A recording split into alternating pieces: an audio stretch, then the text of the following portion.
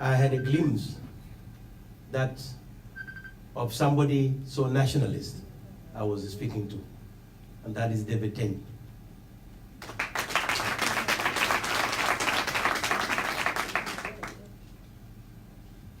All the other protocols, and particularly the chairpersons of our great communities here in Victoria, they are sitting among you here. One of them is Bolaweng. And because I don't know how many other people who are head of the communities that have made it to come here. Achol Marial and Ring Mayar is here? He's on the way. Yeah, he's on the way coming. A leader of community can have two heads. You could be a leader of your community and you could be a member of SPLM. At the same time, they don't conflict.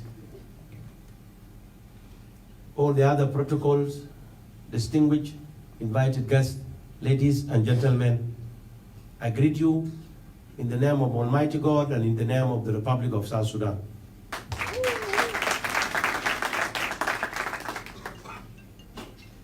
First of all, as we sit here, South Sudan is mourning. And South Sudan started to mourn the passing of an icon that participated in forming the SPLM. That is none other than the late General Chaka, who passed away when I was traveling to come to this destination. I was in Nairobi when President Salva Kiir paid the last respect to him in his house.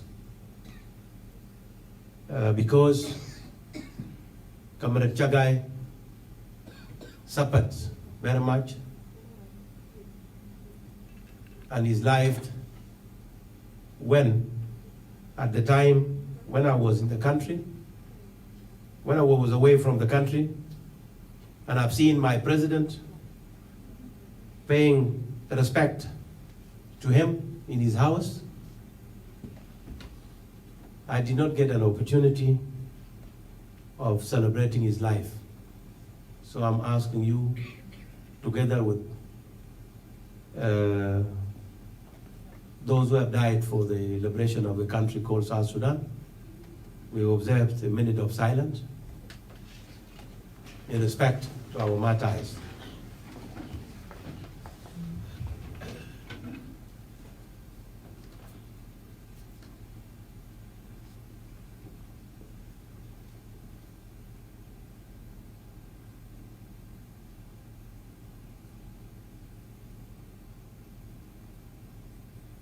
Thank you, and please be seated. Before I start my speech, I really wanted to tell you the following. As I spoke earlier about Comrade Chaka and how President Salva Kiir, as a chairman of the SPLM, the party that participated immensely in liberation of the country, the care that the President Salva Kiir is doing to his fellow heroes and heroine. President Salva Kiir gave Chagai a key of the house he bought for him 2 days before he dies. So Chagai did not die in somebody's house. He dies in his house and was brought to his house before he is taken to the final rest. So this is something the president has done to his comrades, and that is the spirit of the SPLM that is known. President Salva Kiir has done that many times to his comrades, and any South Sudanese that has contributed for the liberation. It's not only SPLM alone that has liberated the country. we have to acknowledge the fact that there are other people also who have participated in the liberation. Because at the end of the day, South Sudan was, became independent through our votes. All of us, we have voted, and I know you people of Australia here, you have done what was not done elsewhere. You people tricked to very far places in order to go and vote, because you know one vote counts. This is an opportunity to congratulate you and to thank you for what you have done during the liberation. I also have something to say, because we are living an age of criticism, whether constructive or otherwise. So whenever we are in a sitting like this, we have to acknowledge the fact that there are those who criticize for the sake of criticizing. Sometimes they don't criticize because there is something that worthy criticism, but they criticize simply because if they don't talk and criticize, they will not be doing their job. Some people have taken it as a job. So I want to tell you, because today, or even at this moment, as people are watching, you can see they are watching live, somebody will be asking, what is the role of ATENY WEK in the SPLM? And why the SPLM in Victoria organized a meeting so that is addressed by someone who is a staff of the president, by someone who is a civil servant? Why? There will be many other questions. Some questions would even be personal at some point, which I don't mind, because I am a human being and living in this world, and therefore anyone who try to criticize me, whether constructive or destructively, it is their right to do so, provided they don't come to stop me from sleeping, from going to my bed. Because they stop me from sleeping, that's the problem. So I want to tell you clearly that I have no official role in the SPLM.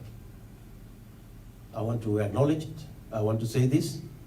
Though in 2008, the last convention the SPLM has held, that is the second national convention, because the first one was in 1994. I have attended it, but I was not a delegate. I wasn't a delegate. By the 2008, the second national convention, I've attended it as a delegate from Wool South County. I was representing that particular county in a will as a delegate to the national conventions of the SPLM.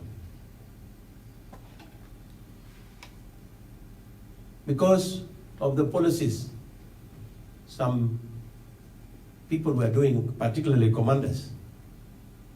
A commander that has rebelled now blocked me from getting into National Liberation Council.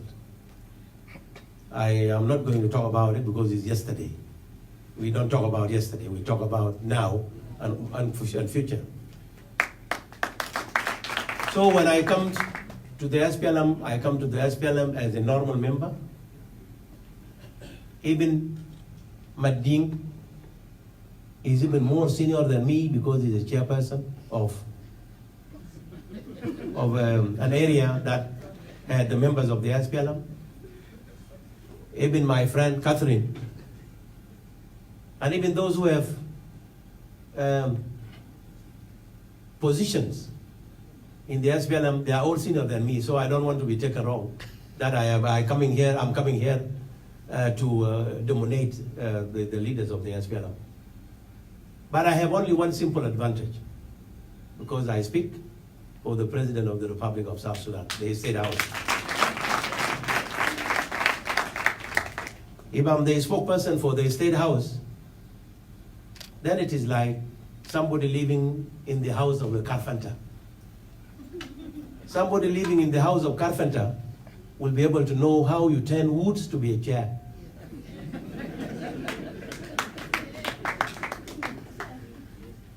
if you ask them, or you do, or you try to make chairs in a way that is not supposed to be the way, they have an idea to tell you, you are not doing it the right way, because they have been there for 6 years as the witness to those carpenters, or even a blacksmith.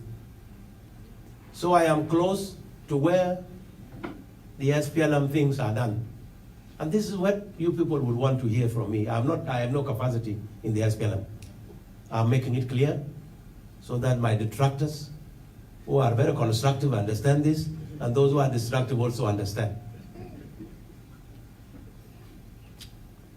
Australia is 15,000 kilometers away from Juba. If you calculate exactly, traveling from Juba to Nairobi would be barely 1,100 kilometers. If you go to Dubai to catch your flight to Australia, you will go for close to 3,000. And from Dubai up to here is exactly 10,000 something kilometers. You have 15,000 from Juba, so it's far away land. People who live here have a lot to do in order for them to know what is happening at home. People get to the jobs, to work, you earn the living, let your children go to school, and in order for you also to have money that will let you go to Juba, over 3 months, you will not make it. So the people who are living here are nostalgic, they have this homesickness. They want to know anybody that comes from home, they wanted to listen to that person. And this is the role that I'm actually standing in front of you here tonight. I have no any assumption that I'm a leader of the SPLM, but I am a servant of the leader of the SPLM. Simply because President Salva Kiir is the chairperson of Sudan People Liberation Movement, in which Lamboth speak for him as a spokesperson of the SPLM when we are inside the SPLM house. President Salva Kiir is the president of the Republic of South Sudan. If he's sitting in cabinet as a head of government, because we have a presidential system whereby president is the head of state and the prime minister at the same time. So if he's chairing the meeting of the cabinet, Makwei speak for him, and he's the official government spokesperson, Honorable Michael Makwei. But when president sits in J1, that is the state house, I speak for the state house, I speak for the president, that is the head of states. The president is also the supreme commander. He's the commander-in-chief of the SPLA, or the SSPDF, as we call it now. So, Comrade General Lul Roy, he speak for the president as commander-in-chief when the president is acting as commander-in-chief. Within the police, that is the head of other organized forces, there is a spokesperson for the police and other forces. And then within the Ministry of Foreign Affairs, there is Mahmoud Makol, who speak for the Foreign Affairs. And that is a docket of the president, because the president is a chief diplomat. That's how it goes. Now when it comes to the job descriptions, our job overlapped, because there's no absolute separation of power. I said it yesterday. Even for those who are studying law, you go to constitutional law, you studied the constitutional and administrative law of Australia, will tell you exactly that Australia is a parliamentary system whereby the legislatures and the executive powers overlapped, except judiciary, that is the only independent branch. But sometimes the judiciary is not absolutely independent, simply because the parliamentary committee will have also to vet the appointment of judges. So the government has an overlapped job description. So if I have come here and I did not have the chance of coming together with all other spokesperson as the spokesperson for the office of the president, if I have little thing that I know to share with you, then it will be my honor to stand in front of you. And I thank you very much because you have taken time. I was in the Western world, I was in the United Kingdom. I know how it is difficult for someone to go to work and also to come and listen to the policies or the politics that is happening in his or her country. Thank you so much, brothers and sisters. And I really appreciate your being here. I also want to appreciate those who came out yesterday, led by my brother Mading and David Tench, and my other brother, whom actually I found to be very useful, Ojeda, because his name is, it must have ha, which come from nowhere. It must be Ojeda. Okay? So I said, it has become an advantage that I have come to Australia. Is an advantage for me because it's like going to school, you learn. I've learned about people, very strong people and very nice people that I came. I thank you so much for doing that. I thought when you people came out to receive me yesterday, I said this reception is for President Salva Kiir. I dedicated it to him because it's not my reception at all. My reception will come when I am no longer in office of the president and I come back as a diaspora, visiting you. If I am received, that will be mine. So for those who say President Salva Kiir is not wanted, let them say it at their own risk. Those who say the President Salva Kiir is not supported, let them say it at their own risk.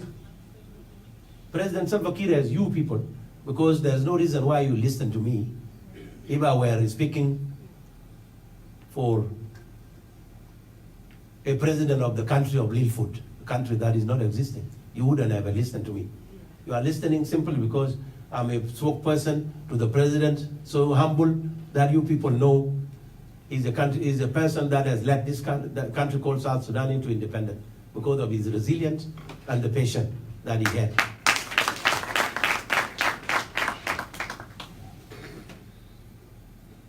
I have also come here to meet my people, that I stay with them through thick and thin. That's David Koikadia Pondagraj. I was with him in Zimbabwe. And I came to meet him here in Victoria because if I weren't able to come to Victoria, I wouldn't have seen him. So this is a great moment. And I thank my sister Awien and my sister Amakau and all the women. The women are the cornerstone of our struggle. Ignore them at your own risk. And to tell you, I have developed, since I become part of the office of the president, I became gender sensitive. Whenever people comes to me and they are only men, the first thing I ask is, where are the women? And do you know where did I get this? I got it from President Salva Kiir. Anytime you want to go to President Salva Kiir, you must make sure among you there is at least 1 or 2 women. Because the first thing he will ask, he will say, where are the women?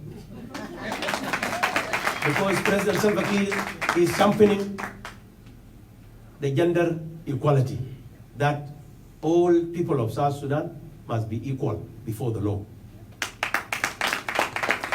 The 35% that the SPLM has given to women is simply not because women are unable to compete within 100%. But this is something given to them simply because of the man prejudice that women has been kept as an underdog for many years. And they are forced into early marriage, which led them in several occasions not to complete their studies. That is why the 35% is given to them by the SPLM as an affirmative action, and then they have also right to compete in the 65%. So women, I heard Madam Awin said yesterday that we have 50%. It's not 50%, you people have 100%. Because the 65% you compete there, and 35% is given to you. And it is within among you, you can actually organize it. The briefing I did yesterday to the communities will slightly have difference with the briefing I will give you. Because yesterday, it was a meeting of the communities. South Sudan is made of 64 communities, ethnic communities. And I said this yesterday. I said, I've seen all of us recognizing the fact we are 64 tribes. But I've not seen anybody talking about how the 64 accept themselves. It is the acceptance that is needed. Acceptance. If I'm born Dinka or Nuer, and Dinka are majority number, if I have a problems with a man or a woman from Sere, the smallest tribe, I don't see it as a Sere, because Sere are only 1,200 in total. The smallest tribe in South Sudan. In Busuri, Wow. Wow is inhabited by the Sere tribe that is called Sere. Sere is Busuri is a corruption of the bush of Sere. And they are the smallest tribe. The Dinka is majority tribe. And they don't own South Sudan. South Sudan belongs to all of us. If there is anybody who is working to further this notion of the Dinka being majority and therefore they are the owners of South Sudan, that person I tend to disagree with them. And if there is anybody who goes there and make a video that he doesn't want Dinka to be in South Sudan, I totally disagree with that person. Where will you take them? If you cannot take away the 1,200, where will you take the 4 million or 5 million inhabitants? Unless you have some paranoia somewhere, and that is your own problem. We cannot work to take you for treatment if you don't want to go and seek the medication. What we need as South Sudanese is the acceptance. We accept ourselves as South Sudanese. What the SPLM members wanted to hear from somebody living in the house of carpenter, how the chairs of the SPLM are made, I think is slightly different from the meeting of yesterday. The meeting of yesterday was about communities, and the communities have no choice to be member of communities. But SPLM, we have choice to be SPLM or to be something else. Because this is a political party. A political party is, its principles are enshrined in what is called guiding principle and the manifesto. You read the manifesto, the guiding principle, if nothing aspire your thinking, you don't need to be in. You will go out. And that's why I'm telling those who take arms in order to be I-O, I-C, I-M, I-N, to make sure that next time they can continue to disagree with the SPLM. But they must disagree with the SPLM politically, so that they come and talk to you people, the people. The people are the one to decide who should be their leader at a given time. Because a seat is only one. And there must be one person at one time. Instead of killing ourselves simply because we want all to be the president. And president is one.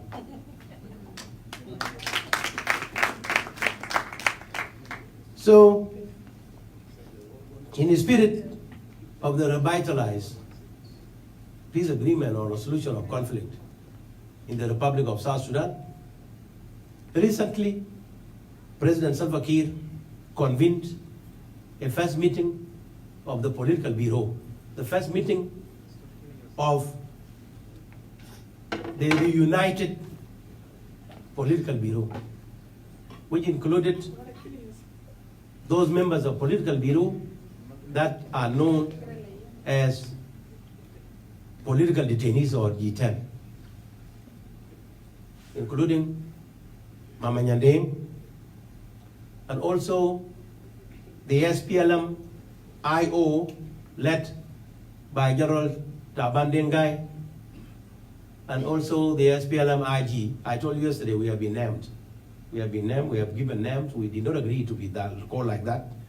But for the purpose of making which SPLM is which, we have to adopt those naming. So the SPLM IG is the one led by President Salva Kiir. The SPLM IO, Taban Wing, is the one led by Taban Dengai. And the SPLM political detainees, and they call themselves between the bracket, the SPLM leaders, led by Pagana Moom, who did not want to come home, but Denga Laura has taken over. And in this case, but in this case, because the agreement has enshrined within provisions, its provision that the political detainees deserve to have one vice president on a political power sharing, and it must be a woman. In order to be a woman, that thing falls to Madame Nyandeng Dimobior, the wife of the former leader of the SPLM and the commander-in-chief of the SPLA that liberated the country.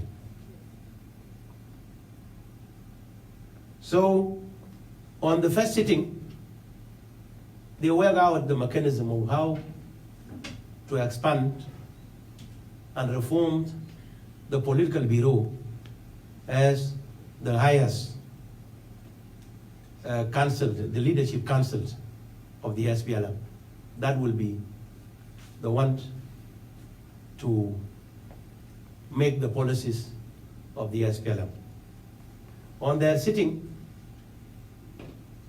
that was 3 months ago, in their sitting, the president and the chairman of the SPLM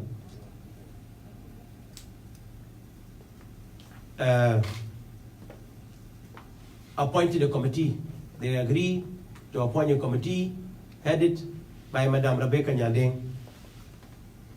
That committee job was to work out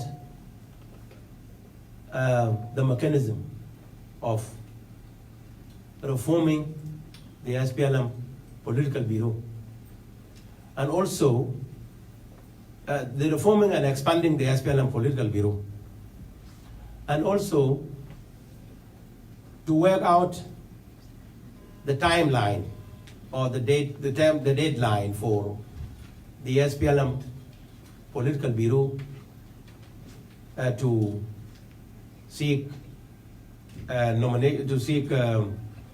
confirmation from the SPLM Liberation Council, which is the parliament of the SPLM.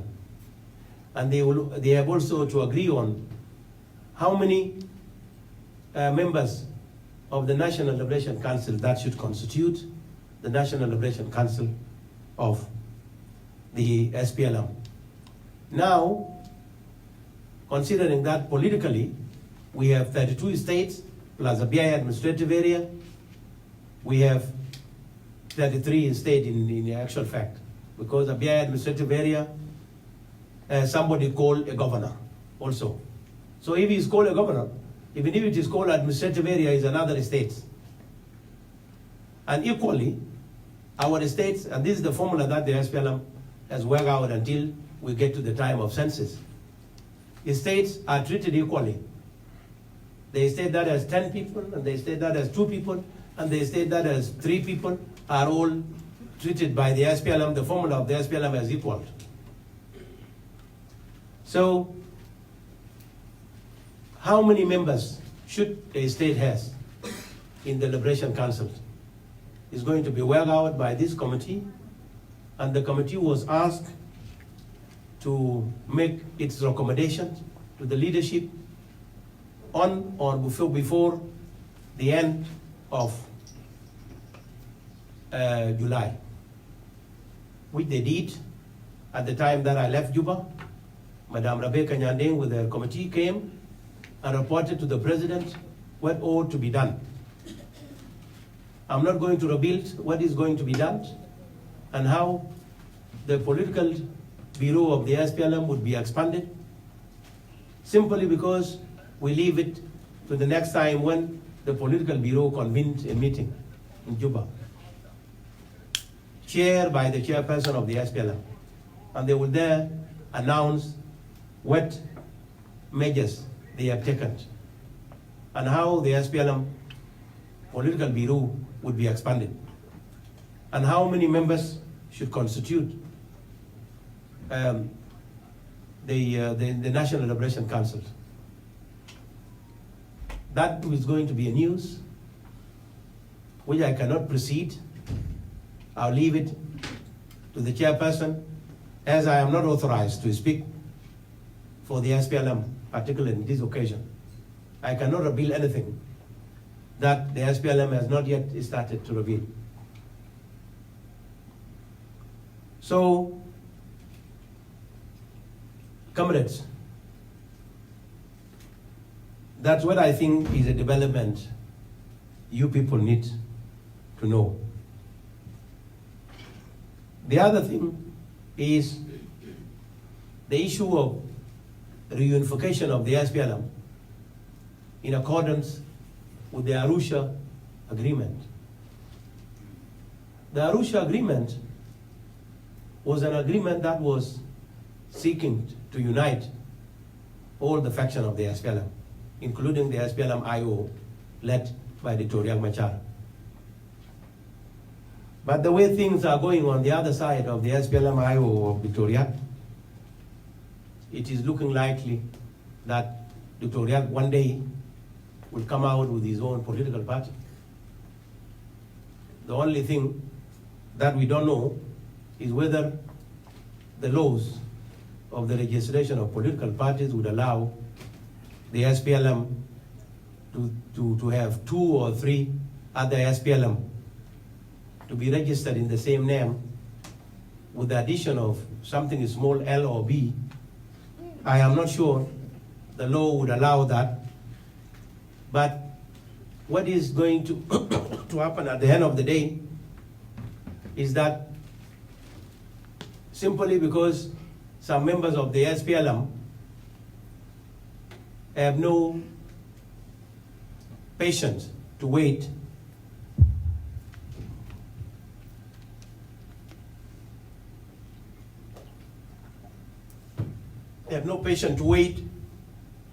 for their time. Anybody who has no patience to wait, the best way for you to do this is to form your own political party. Because South Sudan is a multi-democracy, is a multi-cultural, and it is also multi-democracy because political parties can compete. Now we have the interim arrangement, the transition arrangement, which we have not come out from it. During the 2005 to 2011, we were in transitional. From 2011 to 2013, we were in transitional government. And the fighting erupted in 2013, which culminated into agreement on a solution of conflict on the 17th and the 26th August 2015. It is also affirmed the transition. The revitalized peace agreement on a solution of conflict had also confirmed further arrangement, which will also be called transitional government. South Sudan, from 2005 until now, close to 14 years, has never had anything less than transitional. So, as the people at the helm of power, we think and we pray that 2022 must be respected so that meaningful election is conducted in South Sudan, so that the real political parties because there are, I'm calling real political parties because there are some political parties which are not real. They are imaginary. They are being kept in the briefcase. And there are political parties that the family, one family, had in their briefcase. I don't know whether but those political parties are surviving through the transition. If there is a transition, there is a fighting in the country. At the end of the day, there's no fighting that is brought to an end through the barrel of the gun. It is through the negotiation. And if it is through the negotiation, our mediators don't know who has a political party that is real and who has an imaginary one. They don't even know that ABC and DBC and NBC are family members and they are holding the political party. They will be sitting on the table to negotiate with the government because they are a political party and the situation has already brought them, because we have a situation that cannot be avoided. But during the end of transitional period, that is in April 2022, because the extension of the formation of government to November did not affect the 3 years of the transitional, because it was extended, but they say the transition will run for 26 months, because 6 months has been taken away from 3 years. So when we go for election in 2022, there will be real political parties after 2022. Now, you would be insulting them if you say they are not political parties when they are sitting in the table. It is when we go for conventions, because according to the Political Parties Act provisions, in order for you to have a political party, you need to have a convention that brought the members at least from 8 states out of the 10 former states. Calculating it now, it could be like you have 24 states out of the 32, you must have convention. Because a political party that doesn't go nationwide, it is either a regional party that will die there in the region, or a traditional party, or you call it a tribal party, let it be where that tribe is. But a real national political party must be in Juba, must base in Juba, and must have a convention. So many political parties will stand the test of what is called a political party that will further its agenda through political process. We wait for that until that time comes. But you as members of the SPLM, particularly those who are here, you have the responsibility. The responsibility you people have, and I can see the euphoria and the jubilation you people express towards receiving your leaders that are coming from Juba, regardless of their capacity, regardless of their position in the government. That is showing the best members of the SPLM can be found in the diaspora, and particularly in those your places. Why? Because you people are the most informed. And you people are the people who have lived and see how the political parties run. Last time there was Tony Abbott, now there is different person. You people have acquainted yourself with this. It is like when there is an infectious disease, you are told to wash your clothes properly so that you are not infected.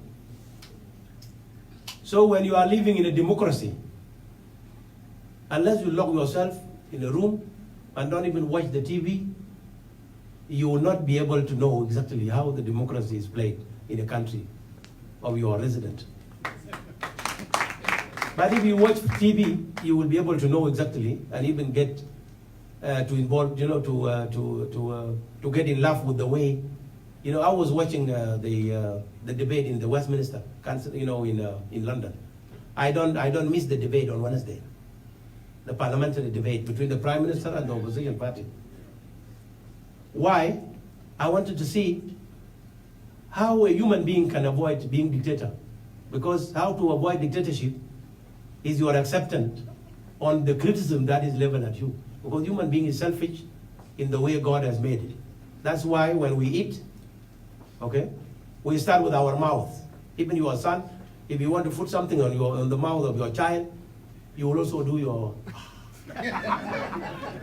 Because you were not born to feed someone by nature. You were born to feed yourself and then feed the others later on after you have got enough. So that one can go to the politics. If you don't live with criticism of others, surely you can be a dictator. But if you accept the criticism of others, and that is why when I talk to the Western world, those journalists in the Western world here like Ajak, I tell them, Ajak, the information you get about South Sudan is not true. Because South Sudan is democratic. Because I am the one, actually the head of the media in the office of the president. And I read newspaper every morning. And some people in Juba, they will write, one time somebody wrote against President Salva Kiir and was even insulting him personally. He was not locked up. He was not locked up. South Sudan is free, is a free country. So the responsibility I'm telling you is a responsibility of you people trying to adapt to the way democracy is being played here. Democracy is about putting your point, and your point must be constructive. You don't need to insult people, because insulting them, you will infuriate them, not to respond to what you think is your right. Citizens in any country have rights, and they also have duties and responsibilities. In South Sudan, we want to pick rights without responsibilities. We must adapt to the responsibilities, because a citizen must express himself or herself in a way that shows he's a good citizen. There are citizens that has classifications. There are good citizens and there are bad citizens. I want to tell you. Bad citizens are those who look at their rights and they have no duties to do for the nation. And the good citizens are those who look at their rights and also see where are their duties. If you don't balance the two, you are not doing the right thing. Yes, by law, nobody will tell you that you have less citizenship than the other. But look here, when a citizen goes, you people, do you know that you have a power to arrest here? You have a power of arrest, the citizen arrest? Yeah. Do you know that you have it? Yeah. Why the Australian government allows you people to arrest? It's simply because the responsibility of security responsibility is a responsibility of everybody, of the citizen. So if it is a responsibility of citizen, you cannot see somebody breaking a house at night and you think that person is doing right. If you don't arrest that person, you failed your duty as a good citizen. So you need to know where your rights are and where your duties are. So for you, I think you people can do it if you sit on the social media only 3 days and talk positively about South Sudan, and you also convince Ajak is with you here not to transmit wrong thing about South Sudan. Those who are targeting South Sudan will not be able to find any negative story about us. They are citizens, so they have... They should. No, I'm talking about the repercussion of talking negatively about your own government. Okay. You know, last time when we were fighting Khartoum regime, and those of us who did not take the settlement like you, I went to United Kingdom and claimed asylum in United Kingdom. What I said about Khartoum regime was used by the people in United Kingdom against Khartoum regime. And at the end of the day, I was aware that this is not my government, the government in Khartoum. But now, the government in Juba is your government. Even if you disagree with President Salva Kiir, you disagree with Riek Machar, you disagree with whoever, the political leader, it is your country. That's it. Why do you put on a social media that my child was eaten by Dinka men? Why do you tell anybody? And who is Dinka man in the first place? Who is Dinka man? Like we know we are all brothers and sisters. If we are brothers and sisters, we can disagree. We can fight. Like within the mouth of human being, a tongue and teeth fight. And sometimes you see bleeding. But they never abandon themselves because you cannot live, a mouth cannot live without the two. That is the same way for us as South Sudanese. If I know the rebel, or let's say the IO, has did something which is not in our culture, and it was done to me, you will not say it the way, you will say it the way that you will make that rebellion to pay for the price, but not the whole country. If you say the Dinka soldiers or the Mahdi soldiers has came here and they eat a child, the Western world will take it as if these people are actually eating people. If you come tomorrow as a president, you are a president of people who eat people. You have done something, you think you are doing it against President Salva Kiir, but at the end of the day, you are doing it against your own country. So we need to be positive when we are writing on social media.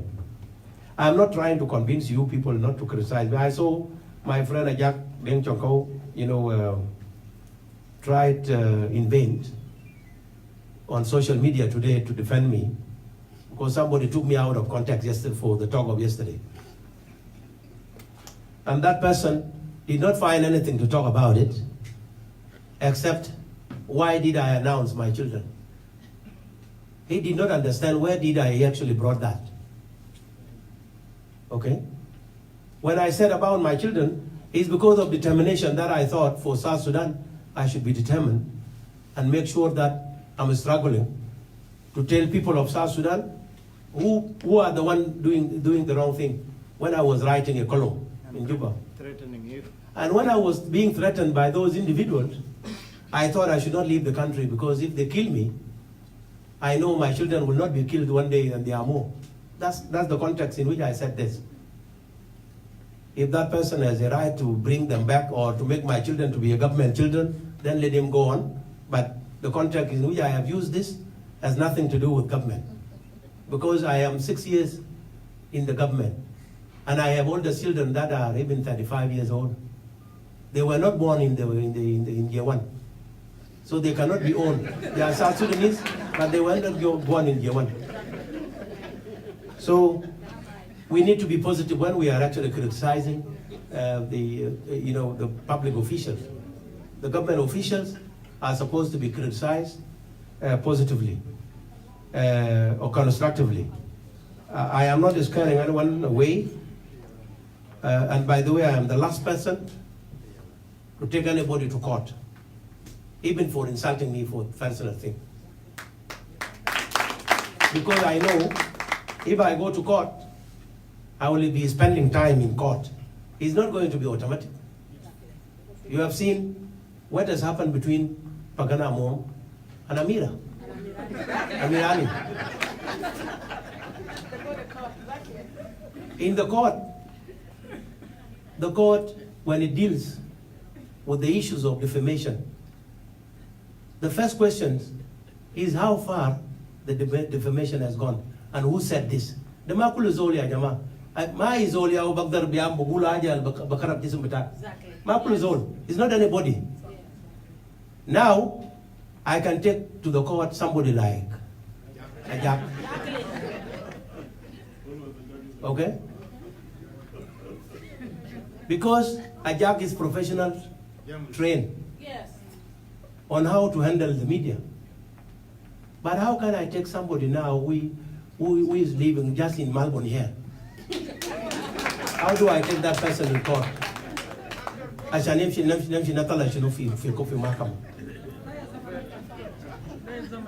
في كلام بقولوا شنو لو زول ضرب بيتا بأجر ده أجر يا هو يندو ذاته no ما عنده حاجة تاني لو كان عنده حاجة أكبر من أجر كان بضربك بيو and believe me حتى كرر ده لو زول جداو في جسم بتاع ده يا هو عنده بس ما عنده حاجة تاني because لو عنده حاجة أحسن من كده هو بيعمله. So when you see somebody desperate, there is a problem that is biting him or her. Just leave them alone and continue your life. Exactly. Because within us here, comrades, we all know ourselves. And we have also opportunities to know ourselves. If we have opportunities to know ourselves, somebody who doesn't like me because of the way I look, because I did not create myself, okay, should not be given opportunity. Shanazi guli yaga zolde kala maja mubara na time watanyasa jisim butao karab kala. Alba karab jisim butao chunu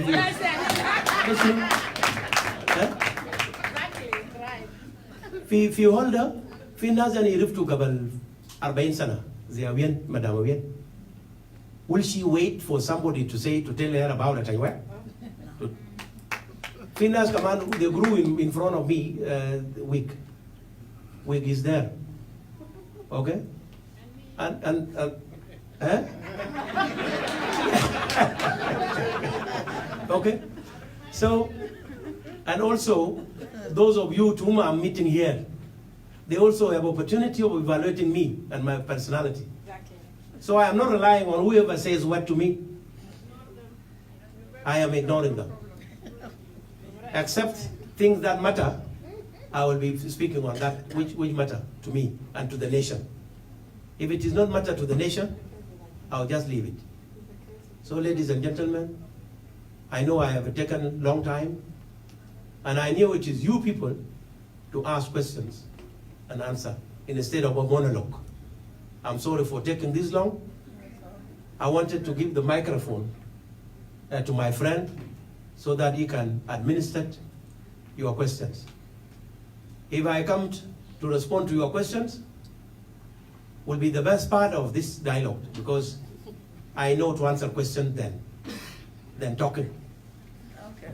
So I will leave the microphone to the organizer, and then I will come back later on to answer your questions.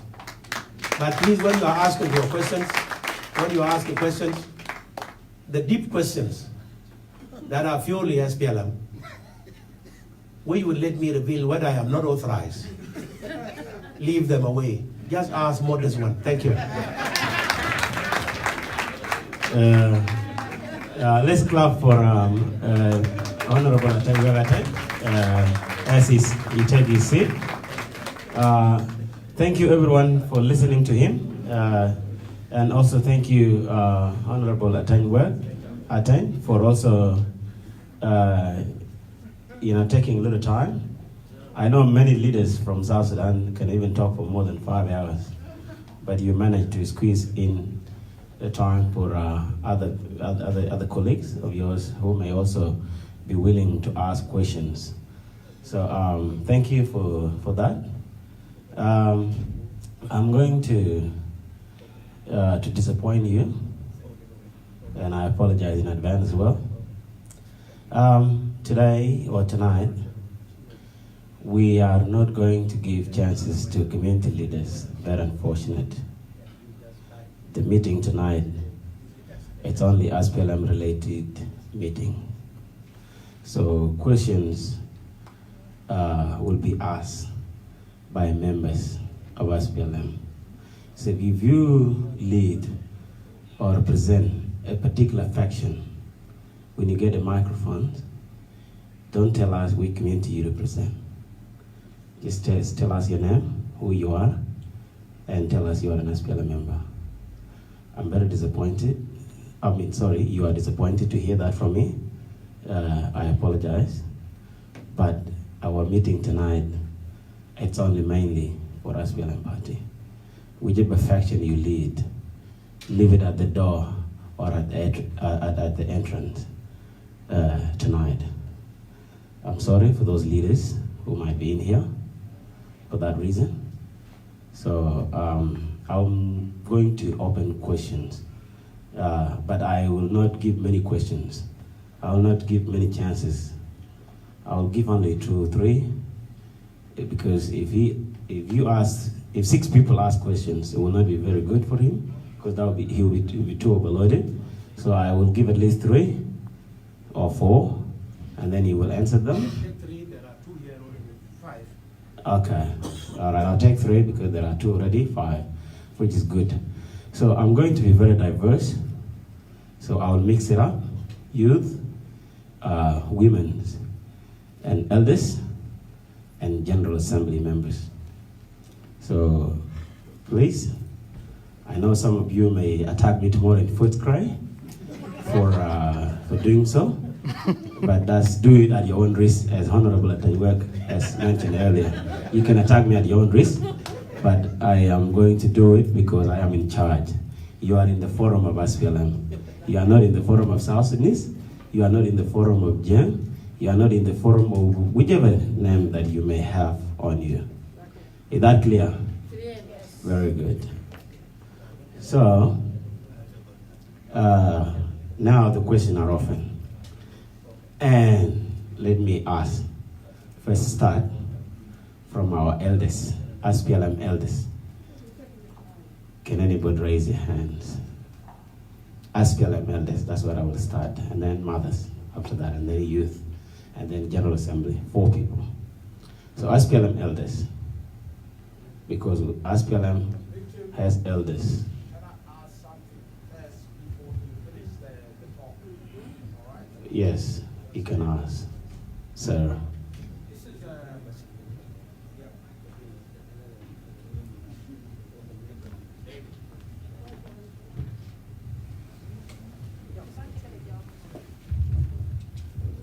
I'm Peter Mom from Luanjang. Thank you so much. Tony. What I want to ask Victim Man, this is called the people who here today, they are not a member of SPLM party. no problem, no problem. So, and if you say this is for only SPLM party to be asked, there are a community leaders and we are not SPLM party here. Let us put it not a political, not a political on Victoria. Let us be honest and honest. Thank you so much. And there is a floor will be open. I think Yeah, let them ask. I don't know what to say. Man, Okay, look, let them ask. And, you can ask, okay. as Honorable ATENY WEK has mentioned earlier, whether you are an IG, IO, IF, ID, ISS, whatever it is, whatever name you have, you can ask, that's fine. But I thought the message was read. It was specifically for SPLM members. It was not an open forum. Anything that is food or life, even if the 2 people are only in the hall, it is for the whole well. So leave it. You have 2. Exactly. All right. By the way, I have been given a green light. my- So now, if you want to ask as a community leader of Luanjang, come forward and ask. You are welcome. Are we happy now? Let me see the smile in your faces. you have 200 people watching live. Okay. So the question now goes to the elders. Come, whether you come from whichever faction, you are not an elder. Elders, a question goes to elders first. And you, whichever community you represent, come and tell us. Adwara, I'll come, you are a youth, I will consider you later. But an elders, I said. Okay. Bola Wing Machar as an elder. And also, you want to say a faction you lead, it's up to you. You can say it as well. All right, thank you so much, Victor Mayan. To the people who don't know me, my name is Paul Machar. I'm a chairperson of Denga Community Union of Victoria, Button. and I'm a SPLM member. And first, before I ask the questions, I would like to begin by acknowledging the Honorable ATENY WEK, the President Secretary and the spokesperson of the President.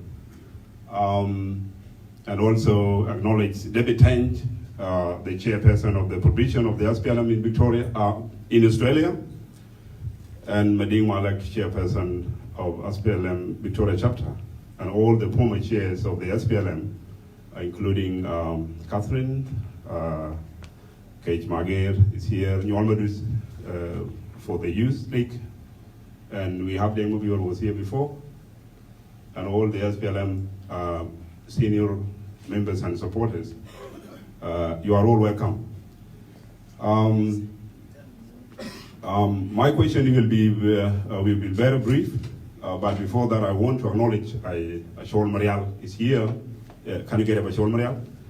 Shaul Marial is the interim chair of the South Sudanese community. He's a young lady that committed to work for unity of South Sudanese community in Victoria, which we are going to achieve soon. Thank you so much for your commitment, and I have my duty chair is here. Santino Aul Mojo is here, and all the members of the or the chair of Yin community, sub-communities. Jong Deng Marik is here, Peter Bok from Rumbek, and all the other sub-committee was here before. So thank you for your coming, and all the women who are here, and the SPLM women who were saying before.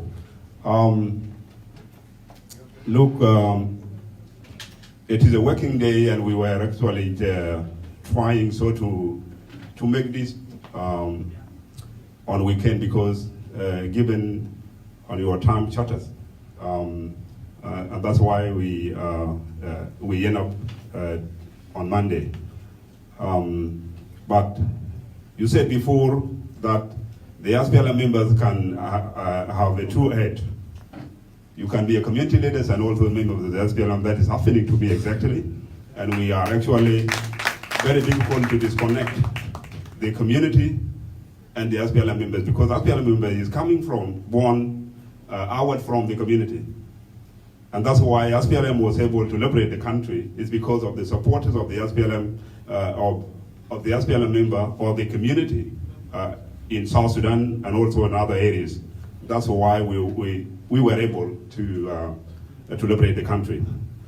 My question is, Honorable ATENY WEK, we know SPLM is a ruling party, and we have the country has been in war since 2013, and the peace has been signed, and people are struggled. So to form the government, the national government that we were expecting to be formed last few months, but it's been pushed to be formed in December. In November, sorry. But there are others voices coming out that maybe in November it may not be possible for the government and the opposition to form the government, and the people are suffering for the war, and there is a fear that people will go back again to the war. So what is a guarantee from the government as a person that sitting with the president? What is a guarantee that people will not go back to the war and implement the peace agreement? And second, when the SPLM, because we know very well we live in this country, and this country the government is always run by the parties, because the politics are always formulated within the party and inject to the government, and then the government implement it. And now the SPLM has now been fragmented into factions. What the policies that the SPLM now be able to maintain the peace and also develop the country and build the party to be a party that has a cadre of the SPLM which can be capable to deliver the political party policies and visions, while trying to unite the party, because as we know, the people in South Sudan has been actually divided because of the current war. How will the SPLM be able actually to do all these things in order to unite the people of South Sudan, to support the SPLM as a party that liberate the country? Thank you so much. Thank you so much, Ben Bolaweng Machar. Look, I want to make this very clear. If you are coming to ask questions, be very specific, only 1 minute. Questions should not take longer than 1 minute. And if you took longer than 1 minute, you may be asked to excuse. Very unfortunate. So I'm going to make it clear. The next speaker who comes here, be very specific, ask questions, and just dwell on your questions. That's it. Now the questions, the floor is open to our mothers. Our mothers, you can ask whichever language you want. You want to speak in Dinka, Arabic? You are welcome. So Mama Teresa, you are welcome. And then after that, I will turn to the youth, and then one person from the General Assembly, other members. And then I will allow Honorable ATENY WEK to answer those 4 questions. And then the next questions can take on after.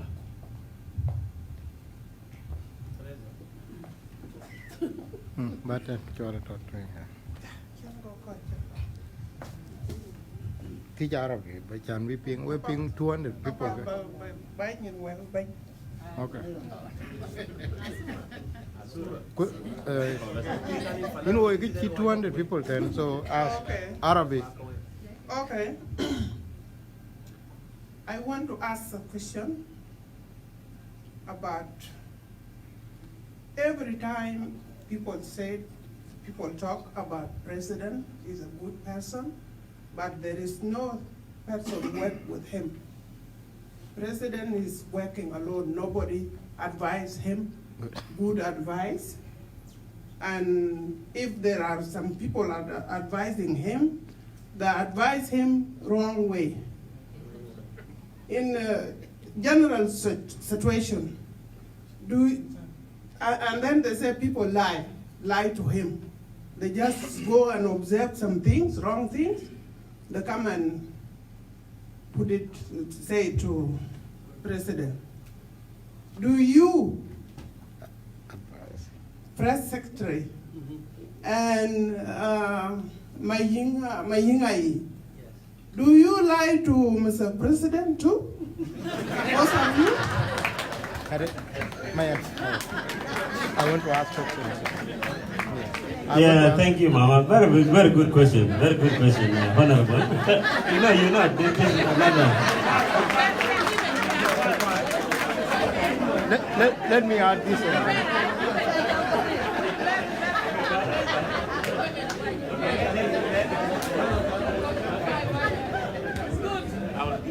Okay. Mama Teresa Dio. Shukran Lega, thank you so much. This is a question that I can say, a question that comes from a mother. Yeah, because this question is bothering us a lot. And it is good that it has come up today. First of all, before I indulge into answering those questions, which I believe now there are 7 or 6 in number, which I believe if we answer them satisfactorily, although you cannot satisfy a human being, I know those who wanted to duplicate the same question and ask the same questions would be able to drop their questions. My brother Mading, the chairperson, had actually give his speech in front of you here, and I have noted 2 things that he made them as a request, which should not go unanswered.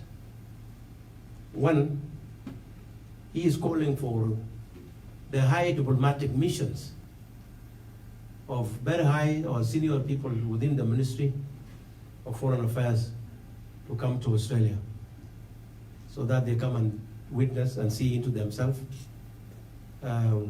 how Australia had a large population of South Sudanese, which in turn would culminate into them having at least a diplomatic mission in Australia.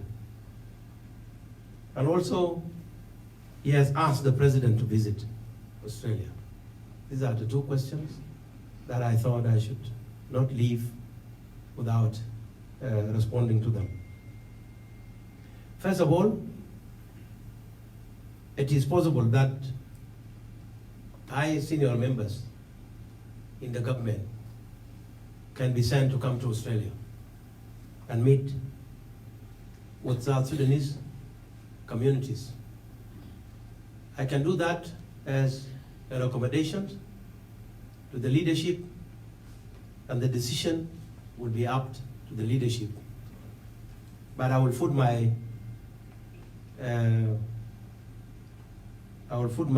recommendation very clear, because I came last 2 years in 2017, and I've talked at length about the need for Australia to have a mission of South Sudan so that it can facilitate South Sudanese and accelerate the business, which are the biggest problem for the diaspora community here in Australia.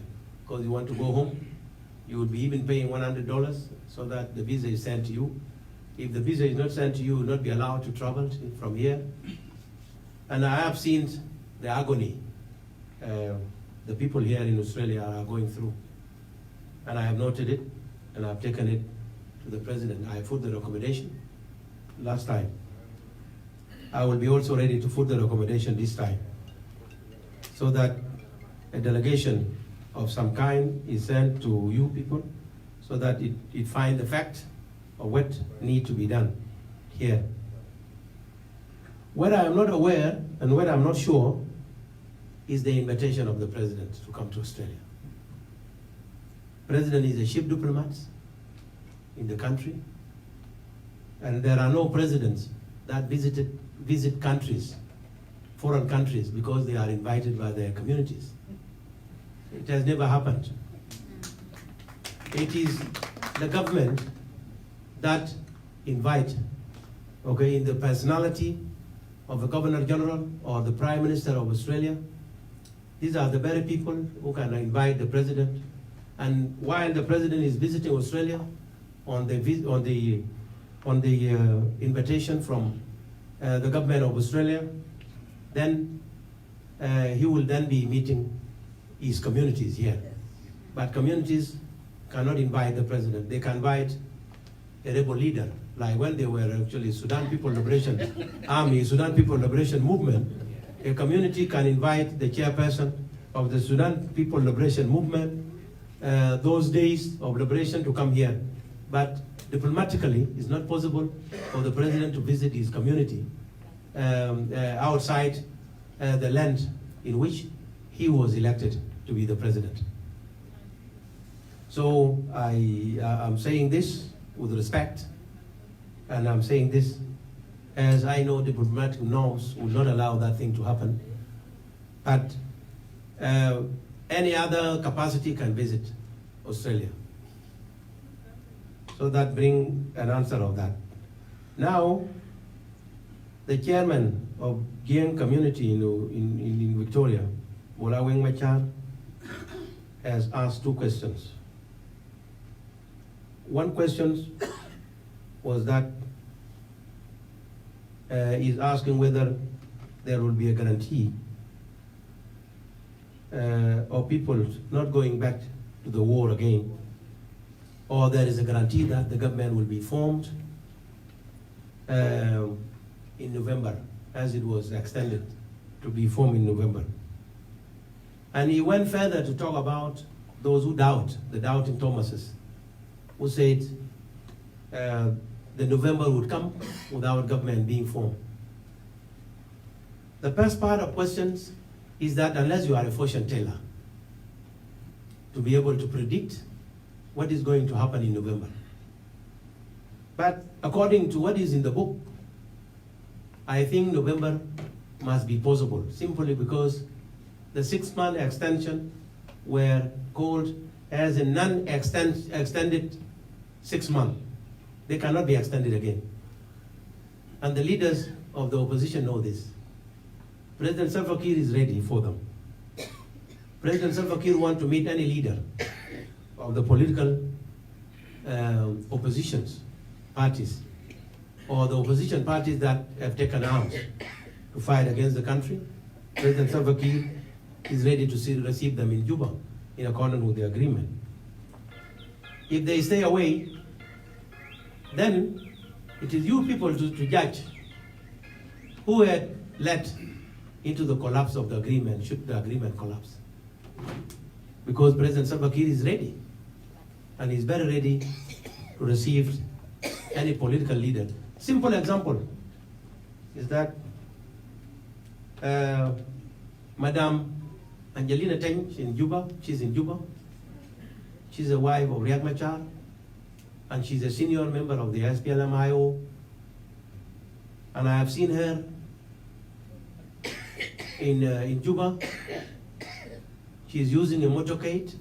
She has been accorded that courtesy simply because President Salva Kiir is a peace-loving, and Madam Angelina must be protected so that she doesn't get to the wrong end. And later on, the president is blamed for having led the opposition leaders to be assassinated. So she's using motorcade that even the first lady is not using. That is not an indication that President Salva Kiir has accepted peace. He has accepted peace. What I cannot guarantee at the other part is whether or not people will go back to war. But I'm not pessimistic that people of South Sudan will forge understanding and seek political redress through political means instead of fighting and take arms against their own people. I'm optimistic, I'm not pessimistic.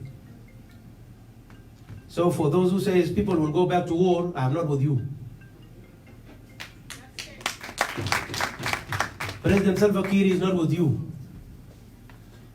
The 2016 was a self-defense and was a mistake by those who negotiated peace agreement to accept the existence of two armies that have not been trained together so that they adapt to one doctrine of the army and call themselves national army. They were brought as rivaling oppositions, forces, and they were armed to teeth, and the incidents of a fighting in G1 happened as a result.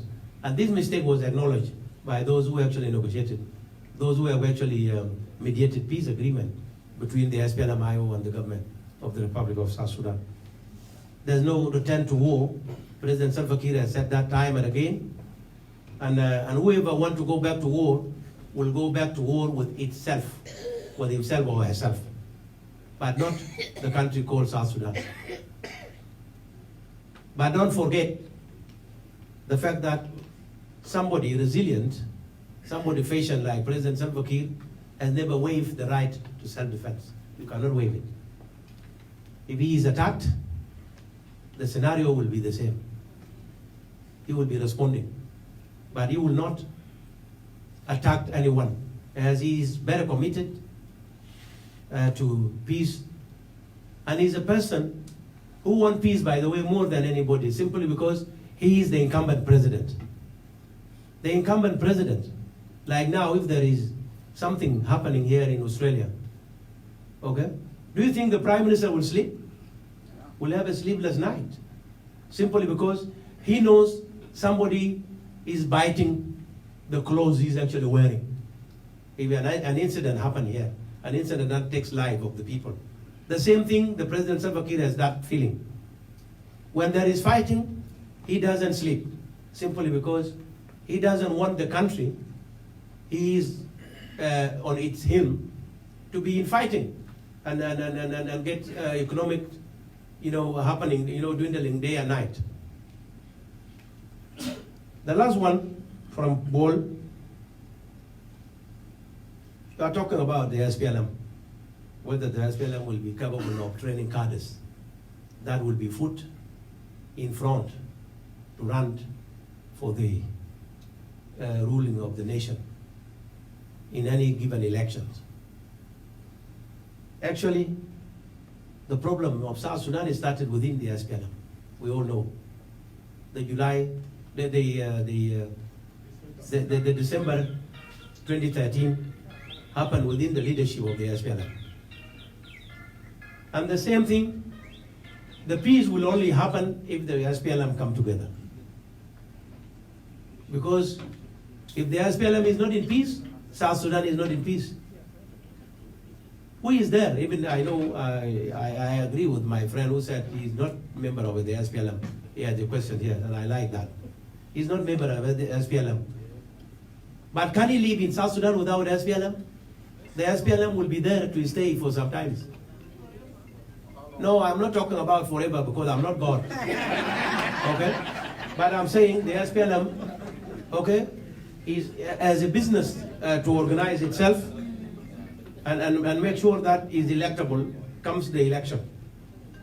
And from there, as a formidable party, you cannot take it overnight.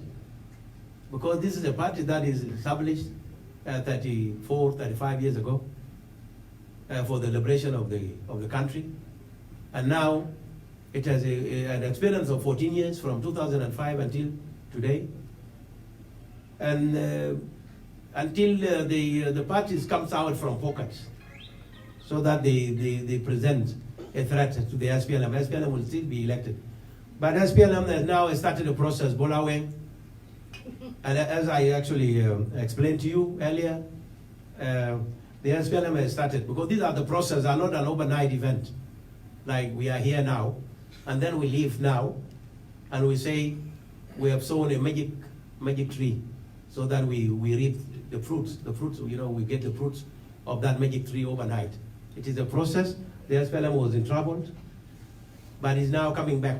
As I told you, the chairperson has instituted a committee that is working out on how the SPLM can organize itself, and how guiding principle and the constitution of SPLM can be amended so that the National Liberation Council and the third National Convention is called, so that National Convention come and renewed and elect members of National Liberation Council, and in turn the National Liberation Council members will elect the members of political bureau, and from there you will now wait for the SPLM that is totally organized. When there is an election, there will be an election within the SPLM first, and so that the flag bearer is chosen, and then after which the SPLM will go and contest and against the other parties that will be nominating the chairperson for the leadership of the Republic of South Sudan. So it is possible, bold, don't be pessimistic. The SPLM is working to ensure that it rebuilds itself and make sure that it, you know, even with all this confusion, there's no party that has come out to challenge the SPLM in a political way that will show that that different party will take over from the SPLM. There's no party up to now. The parties who are there are the parties that are actually calculating what is called the political power sharing. And they have not thought about where is Pachala here, and where is Bibor, okay, where is Iran, and how will they, okay, be able to have membership in Iran. They have not thought about that. There's only power sharing in Juba. Anybody who has a political party is in Juba. They don't have president in the other state. But SPLM is just rejuvenating, but it's in every state. It's the only party that can, if you ask them to bring 2 million members, they will bring it overnight. So it is possible with you, because you have to be part of this, Bolaweng. Don't leave us alone. There is a question that was sent to me in this paper. Is from Adam Ting. What is the relationship of the Jiang Council of Elders with the government of South Sudan or SPLM? There's no relationship. The relationship is a relationship of citizen and the government. That's it. The Jiang Council of Elders are members of South Sudanese communities, and therefore they have citizenship rights equal to the citizenship rights of those in government and in another tribe. What is the problem here? is that they are seriously misunderstood. And I want to make it clear for you people to understand. Do you know that there is Barrier Council of Elders? There is Nuer Council of Elders? Yes. There is other tribe Council of Elders? They are civil society organization in nature. But because of a coincidence, that a son of Dinka by coincidence, because President Salva Kiir did not ask to be Dinka. He has no application of any kind so that he become Dinka. And so by coincidence, President Salva Kiir became the president through the SPLM. He was number 4. May I help you there? No. You're implicating yourself because they have actually said some of the things that you have not heard. I've talked with the No. And you are implicating No. Just one second. I'm talking about the Council of Elders. Just leave it to me. Leave it to my own explanation. That is your own assumption. Because let me take the responsibility of this. Okay? Council of Elders is just attached to the President Salva Kiir for no good reason. President Salva Kiir, you have seen one time he has met Barrier community in their Council of Elders level. He has met Moro. He has met Sholo. Okay? He has met the Nuers from different states. Are people not seeing this? If there is anything that leads people not to see this, that is the problem. It's not the Council of Elders. The problem lies there. Now, I tell you, as elders who have worked before, the chairperson of Young Council of Elders was a chief judge in the country. You have other members like Aldo Ojo, has been in all positions of government except that of the president, because the Sudan was not allowing somebody like us to be president, like you, me, and you. He's a member of Council of Elders. These people, whether they are Gian Council of Elders, they have a say in anything that a government do, whether the government led by Riek Machar or led by Anthony Wani or by who, they will have a say so long as they are alive. Because they are citizens, and at the same time, they are people with vast experience. Why connecting them, and why connecting South Sudan to be as if President Salva Kiir, if he's not told by the Council of Elders, he will not do anything. I have not seen the Council of Elders having a meeting with President Salva Kiir, except in 2 occasions only. One occasion is the occasion of issue with Apuk.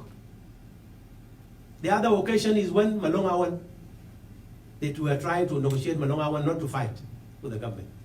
These are 2 occasions. Where does Young Council of Elders comes in this?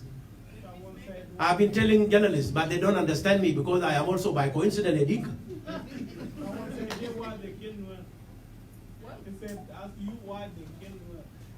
There's nobody killing Nuer. Tell him that nobody is killing Nuer. Nuer is not a political party. Nuer is an ethnic group that is within South Sudan, and nobody kills them. So just tell them that simple questions. And also don't let anybody ask who killed Dinka. There's no Dinka being killed. Because Dinka is a tribe. How do you kill a tribe? You cannot kill a tribe. Let us talk politics.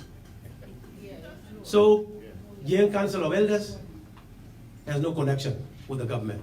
Government does things alone without Young Council of Elders.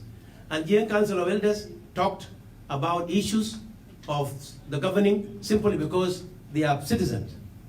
But they have no more than that. They don't have veto over J1. Thank you. Let me see the other 2 questions. There are 2 questions. Advice to my, your advice to Banyan, that's treasure thing. Huh? Advice to President, you and my youth. Yeah, I'm coming. Yeah. I'm coming to that. I have it. That's treasure question, yeah. I'm coming for that. Yeah. Sorry. Because it's the last question, huh? Yeah, and on you said Young Council met book problem with Salva. Why not for Ube? Okay. The crisis. If No, I no. can add something, because you are asking. If No, you no, are- just wait. If I can add something, you are asking. Don't add something. No, about the young elders. I just want to help you with something. No, that one is your part. You just take my statement. No. Don't help me. No, I want to help you because you are going to be criticized on this. No, let me tell you this. Anybody criticizing me simply because I said Young Council of Elders, No, there's no that's connection not- with the government, let them criticize That's me. not the case. I just want to give you something. Uh-huh. Remember, I've talked to. No, wait. Remember, wait. Remember, guys, wait. I'm a journalist. I will get He's a journalist, let him talk. Huh? Look, you may not be aware. I've interviewed Joe. I've interviewed Ambrose Ring. I know that. I've interviewed. I know that. I've interviewed 5 members. I know that. And do you know what they said? They said that the idea of 28 state is our idea as Young Council of Elders. No, that's not true. That's Ambrose. Believe me. And That's then they not said true. again, okay, Aldo Joe said that we formed Young Council of Elders because of what Young Machar said. I have the audio. No, that's. So let me tell now, you this. another Let me tell you Gwyneth this. came here to the studio with Paul Macharawing and says, we, as a secretary of the Young Council of Elders, we formed these to counter-attack some of the ideas Riek was saying. I have the audio. So you are contradicting yourself. I'm not contradicting myself. I'm not speaking for Aldo Joe. I'm not speaking for Young Council of Elders. I'm speaking for the president. You just take this one clearly. And if you have to understand me that I'm speaking for the president, those statements are individual statements and individualistic statements, and they have nothing to do with the office of the president. I agree with that. Okay? I agree with Aldo Joe cannot be the president. He's not the president. Whoever you have actually interviewed is not the president. But I'm telling you from the viewpoint of the president. I agree with that. The Council of Elders is a civil society organization like any other Council of Elders of any other ethnic group. But it has nothing to do with with Year 1. 28 states, we are not talking about 28 states. We are now 32 states plus a BA. So it is not an idea of anybody. It's an idea of the people of South Sudan, because the recommendation came all over from South Sudan. Somebody said as press secretary of the president of South Sudan, that is Mangar Garang. Okay? As the press secretary of the president of South Sudan, do you think is the main of the president Kiir to leave the office as soon as peace become reality in South Sudan, given the fact that the war started on his watch? The second question, do you think the departure of al-Bashir has positive, negative effect on the political arena of South Sudan? One question as a very short answer. Who are you preparing to be the next president? And how do parties prepare someone to be the president? If you have the idea. For the election, isn't it? That what is actually in the book, in the agreement. The agreement is a consensus that President Salva Kiir, as an incumbent president, will lead the transition. Riek Machar will be the first vice president. The other 4 vice presidents will not be having, they will be of equal status. They will not be having an hierarchy of 2 and 3 and 4 and 5. They will be having the same. So you will treat like as if there are only 2 vice presidents, the first vice president and the vice president, because the other 4 have the same status. That is a transition arrangement. When 2022 comes, President Salva Kiir, as a human being, will decide whether he go for a contest as a president, or he tells people, I don't want to go. It is up to him and up to a political party called SPLM. The SPLM may tell him to continue beyond 2022. If he goes for election and someone else is elected as president, he will concede the defeat and congratulate the person elected by the people of South Sudan to be the president. But any other way, no. Any other way is big no. Even if you are dreaming that President Salva Kiir will leave power, just abruptly, just because somebody somewhere is saying that leave power, then you have to go back to sleep so that you sleep and dream on something else. Because countries, whenever someone becomes the president, and then the trouble happens to the nation, anybody, anywhere, okay? Even if you are a son of George Washington, the first person who led America to democracy, you will still need time to have an exit strategy that is acceptable to the people of that country. You cannot leave a country in a shambolic situation. So that will require the president to go for the term after the election, because they were elected in 2010. So he has now to test the people of South Sudan. They were people of Southern Sudan who actually, although it is the same territory, okay? He will go for election for the people of South Sudan, because Southern Sudan was part of Sudan. So anybody waiting for President Salva Kiir to go should wait for election and vote later on, either for him or for somebody else. The other thing. Say hi to people. 300 people are watching you here. 300 people. Thank you for watching. Okay. The other part of it, the last part of the questions, is where is the? Yes. Whether the departure of Bashir has helped South Sudan positively or negatively. It is a geopolitics. And the results of geopolitical change are not enumerated in one person's pocket. They are seen as a process. It is the people of Sudan who have changed Bashir. It has nothing to do with us in Juba. But what we do, as the people who have been in one country before, the prosperity of Sudan concerns us, in as much as they will also concern our prosperity. They want us to prosper in as much as we want them to prosper. If a change happens in Sudan, the relationship between the people of Sudan and South Sudan cannot change because of a leadership. Exactly. Now, considering the fact that the political forces in Sudan, being the military councils and the movement for change, okay, they have all accepted President Salva Kiir as a viable person to mediate between the warring parties in the Sudan. And President Kiir has done that sufficiently. Last week, before I leave Juba, the vice chairperson of the military council, Mohamed Hamdan Duglo, and Maruf Beisim Imeti, came to Juba and he spent the night in Juba. While he was in Juba, he had talked with the wing of the SPLM North, led by Abdelaziz El-Hilu, and the other one led by Malik Agar. And they have come up with understanding. Now there is a ceasefire or cessation of hostilities. They are both declared, so that there's no fighting in the Sudan.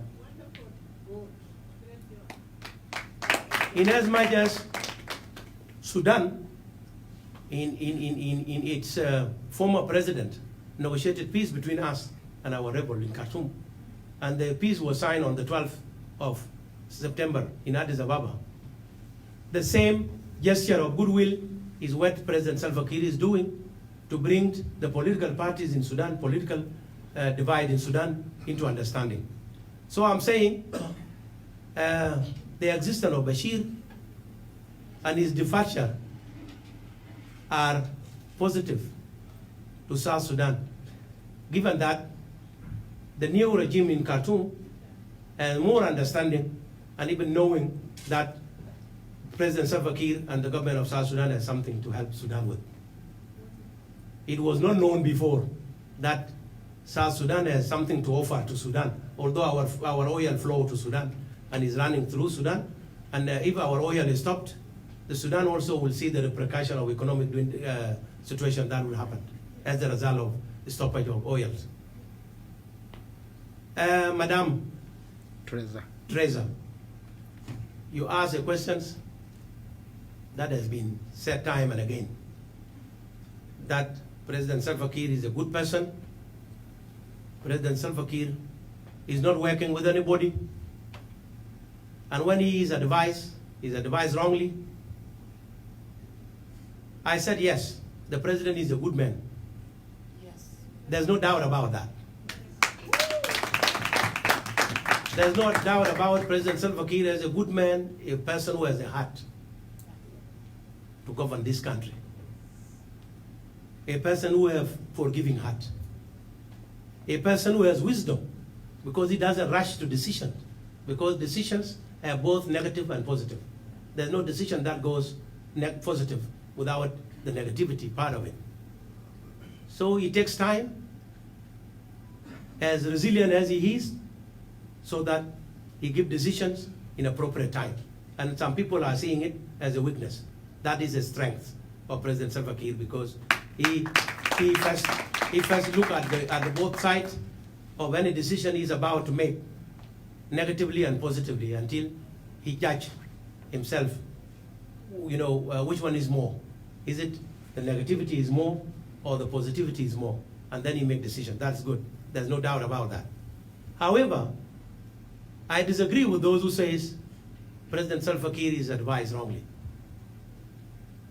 Simply because if you are talking about a country, you are not talking about President Salva Kiir, you are talking about all of us, including you. Yes, some of us have difficulties to do certain things, some of us as human beings. But I believe President Salva Kiir is working with people. President Salva Kiir did not come from liberation movement alone. The political high command are still 4 people surviving. President Salva Kiir, Vice President Riek Machar, General Daniel Owen-Akot, the Presidential Advisor on Military Affairs, and General Kwame Nyangju, the Minister of Defense. These are 4 remaining political high command members of the SPLM from 1983. Do you think the other 3 have nothing, have no brain to say something? It is those who just only wanted to think that if you are working with the government, then you are weak. And the person who is outside is the most strongest person. Al-Bara Awam, Al-Arab. Somebody outside knows better than anybody inside. Football game. According to the assumption. In the football, because a player is morally invested, you will not see your mistake. But somebody there sitting up who have not even managed to finish the primaries of a third class game will tell you, because he's a fan, will tell you that that player has not done this, or he should have done this, or pass it to so and so in order to bring the goal. That is the stereotype, Madam Teresa. It is a stereotype, and you have asked particular about me and Mayinga Yideng, whether we lies to the president. Why should we lie to the president? What will we get as a result of lying to the president?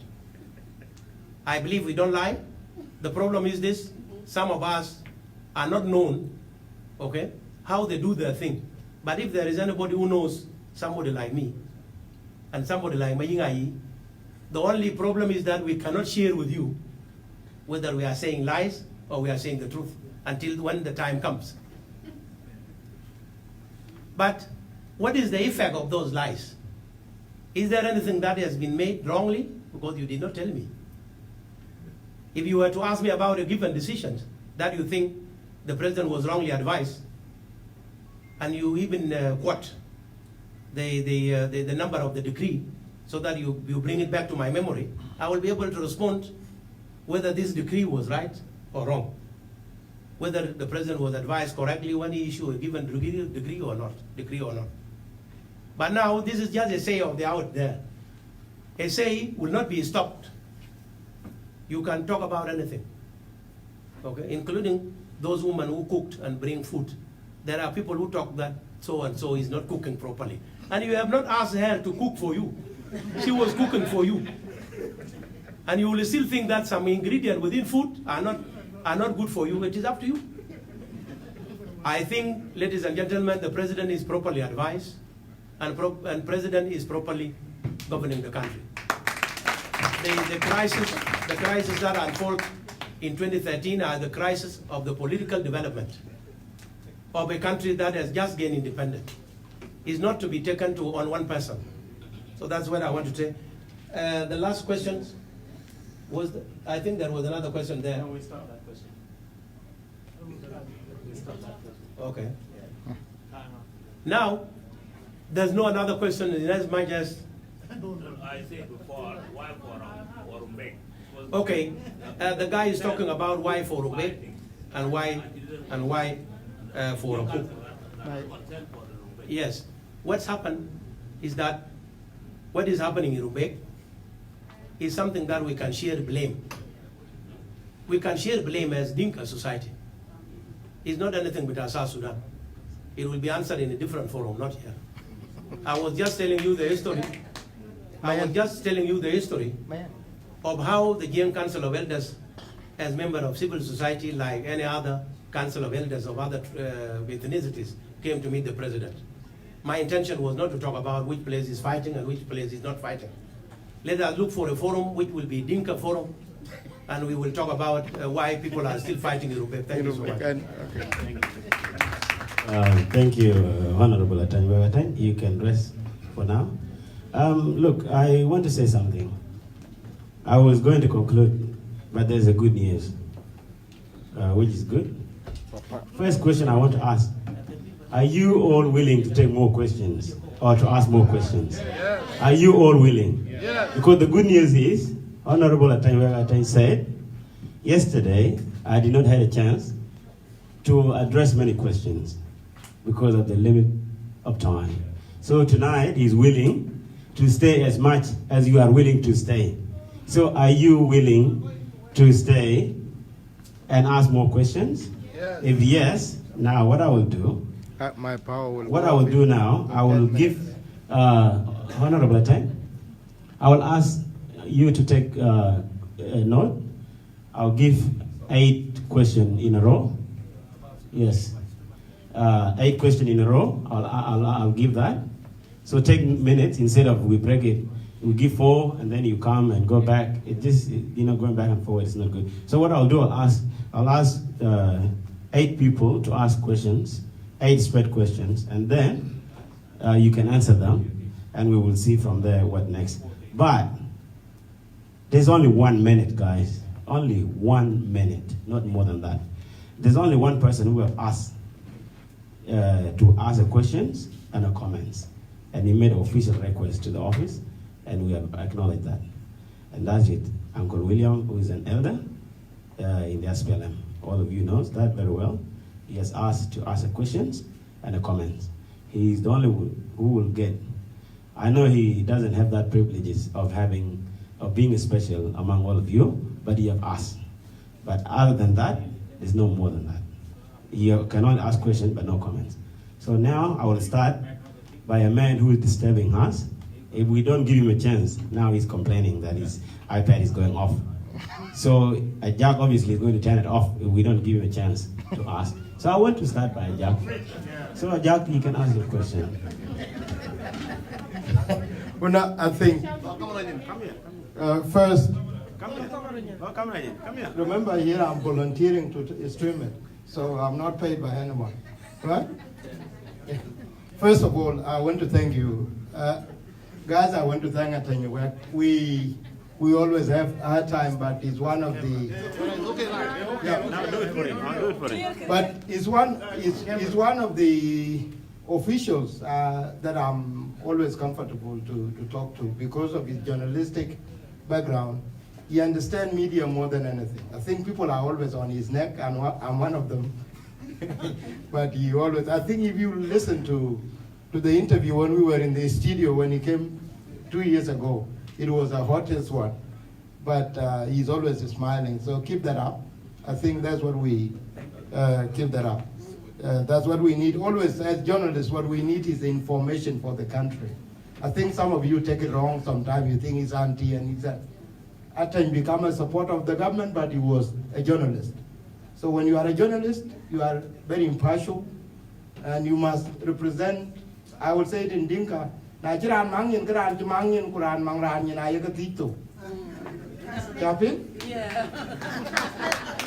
So don't expect me to talk about President Kiir and not talk about Young Machar, then you are wrong. Rane Mangyan, Kurane Rane Mangyan. So I must bring all of them. Yeah. Right? That's my work.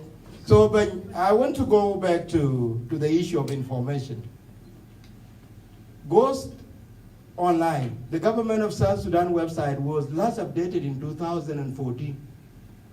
That was the last time a message of President Kiir was posted. Until now, the website is not updated. How many years? Okay. And that is one. And you are the head of the information. Then there is a presidential press Facebook. It is only pictures that are posted. And there is nothing that update about a weekly address from the president. So in terms of information, whether with you or the Minister of Information, South Sudanese citizens are not sensitized. And that's why you find that Australia SBS is only radio that is helping you, a Radio Tamazuj. What are you doing as a journalist to help your own government, not even us? Citizens, when they are not informed, then they create information for themselves. If the website was not updated for 5 years, how is that realistic? So you need to answer that. Another thing, the office of the president, including ATENY WEK, are still using Gmail, which is totally insecure for the government to still use Gmail. These are technical things, guys. If you don't know, maybe you're happy that it is okay, but your country is not protected in terms of IT. How will you use Gmail for the office of the president when the top domain for the country is not operational?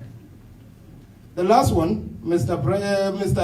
Press Secretary, President Salva Kiir Mayardit recently visited Barghazal, and you saw that people love him. Whether they love him or they are opposed to love him, that is none of my concern. But those people don't know what is the president saying. President always speaks in English or Arabic. Bari al-Gai fi hela ma besma. Dinka, majority of the Dinka don't speak Arabic or even English. How do they listen to the president speak? Wow, what a hot question, Sir Jack. Oh, well. Anyway, yes. So now, there is one person that I have actually asked to wait for me, and he has been patient enough to wait, and that is a young man by the name Robert Edward. So that the floor is yours, and it's only 1 minute.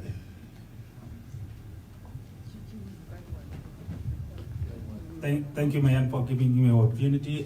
Some of you might not know me. My name is Robert Edward. I'm from Toin, but Luanjang.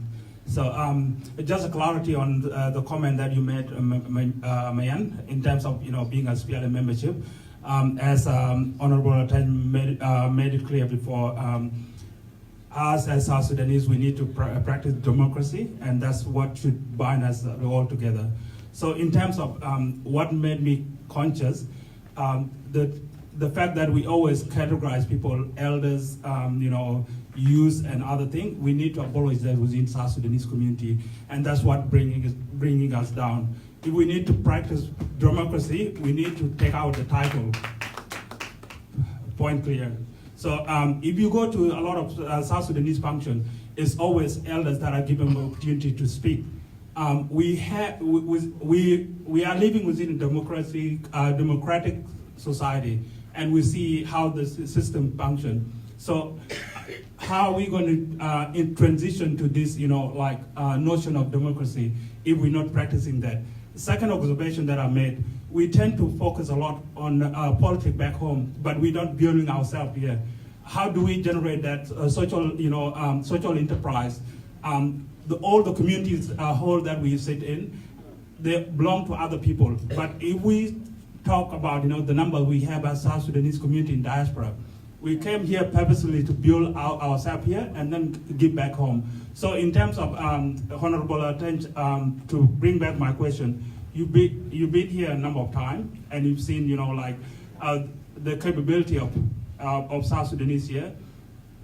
What capacity would you play in terms of bridging diaspora and people back home to actually use the capability of building South Sudanese community here and South Sudanese community back home? And the last point, people always talk about tribal things. Myself, I'm half Bari, half Dinka.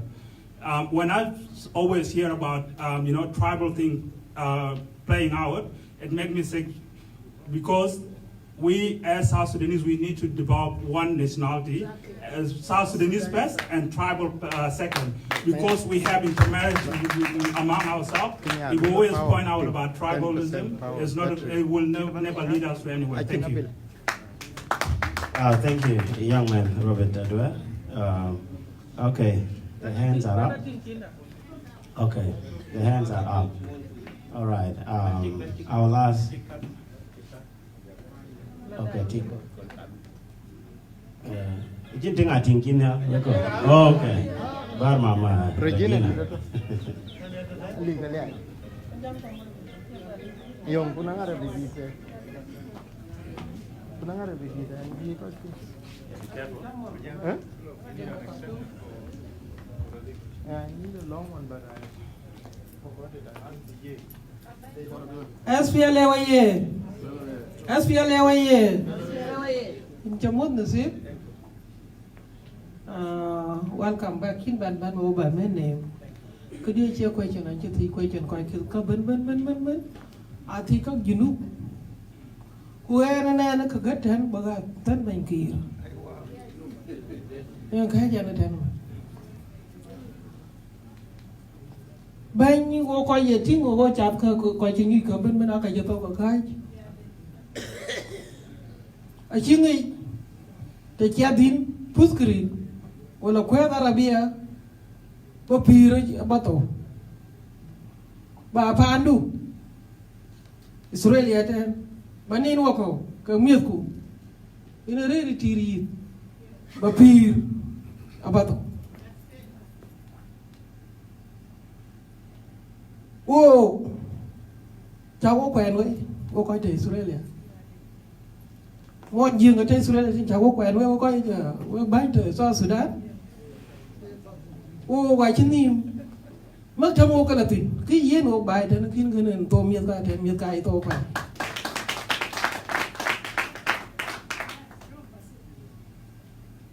ham bác sĩ ở lê bài thân cấn ở chân bố vào riêng tiền ya cái pin nói chứ nãy cái miệt bài thân cấn của ông ta đâu vào bên nào nãy cháu quen với cái lo là bên kia mà ya là với gà chua quen với gà chưa cay quả bên mi tito mới nó pe nó ngoan ở trên pe nó bẹt mi có cái ta la gì của hun cái nào khí cái yêu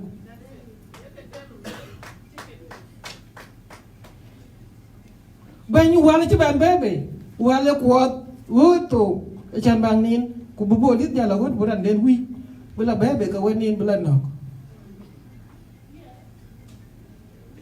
ana jam ka bai thene ne ante jam kan sudah ben sijini chetian ma mi ka di big jam wala ba ka yoku ka yinyi ku chong man ka wa ja wo loi the ka chi ka ti ku man mo jam chi ni ba tok tai eno ben dar ko kia wala mor ya tom ya chuột xích gì biết là nó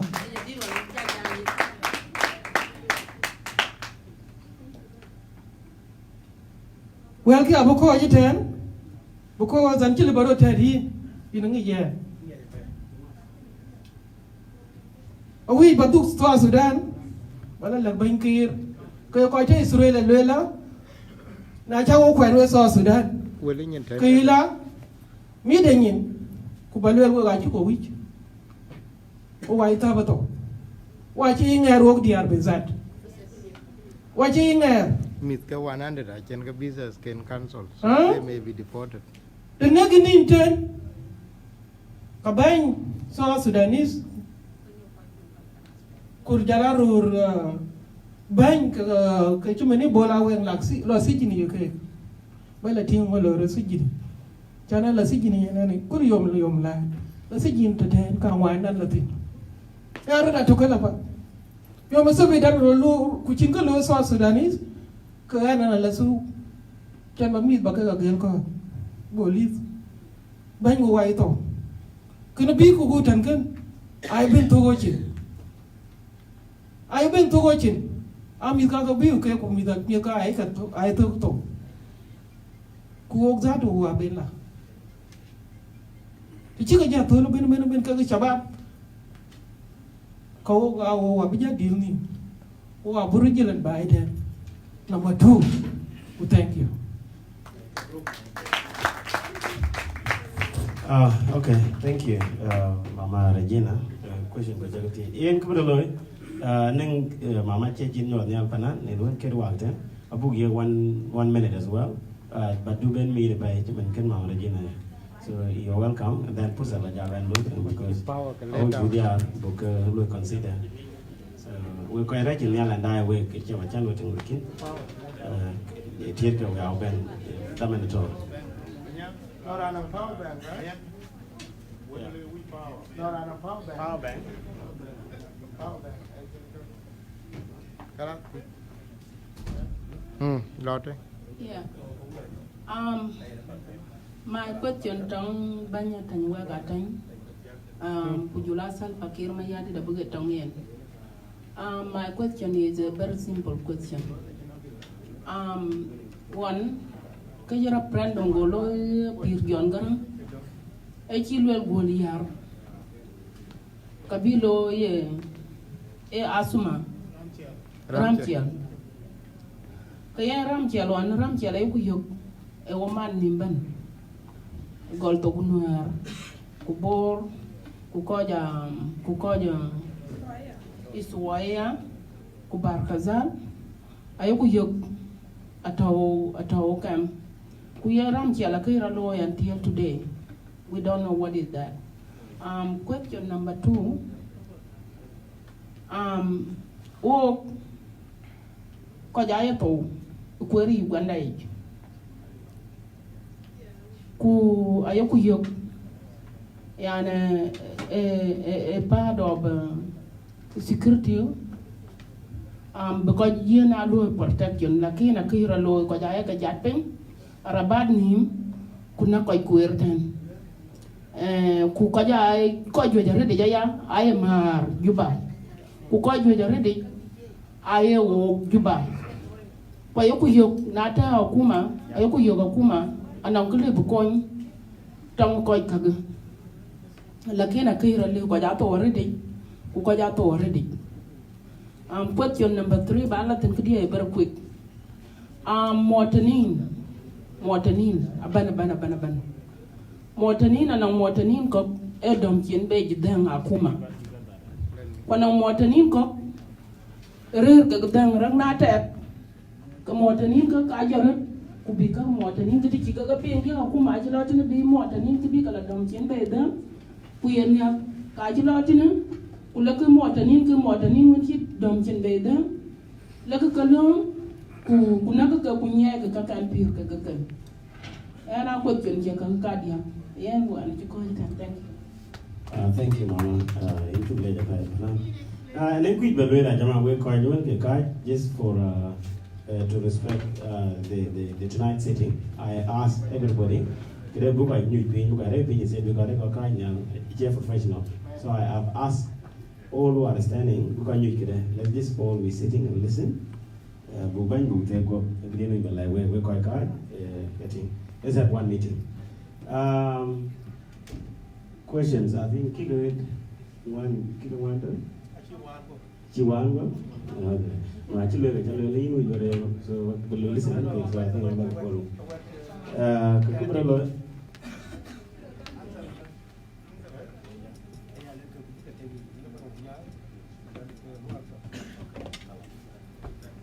Kayen keberlo mesti dua dia jadi zaman tu jaga ban pola mak lu jaga jenis we are ban baden Malaysia.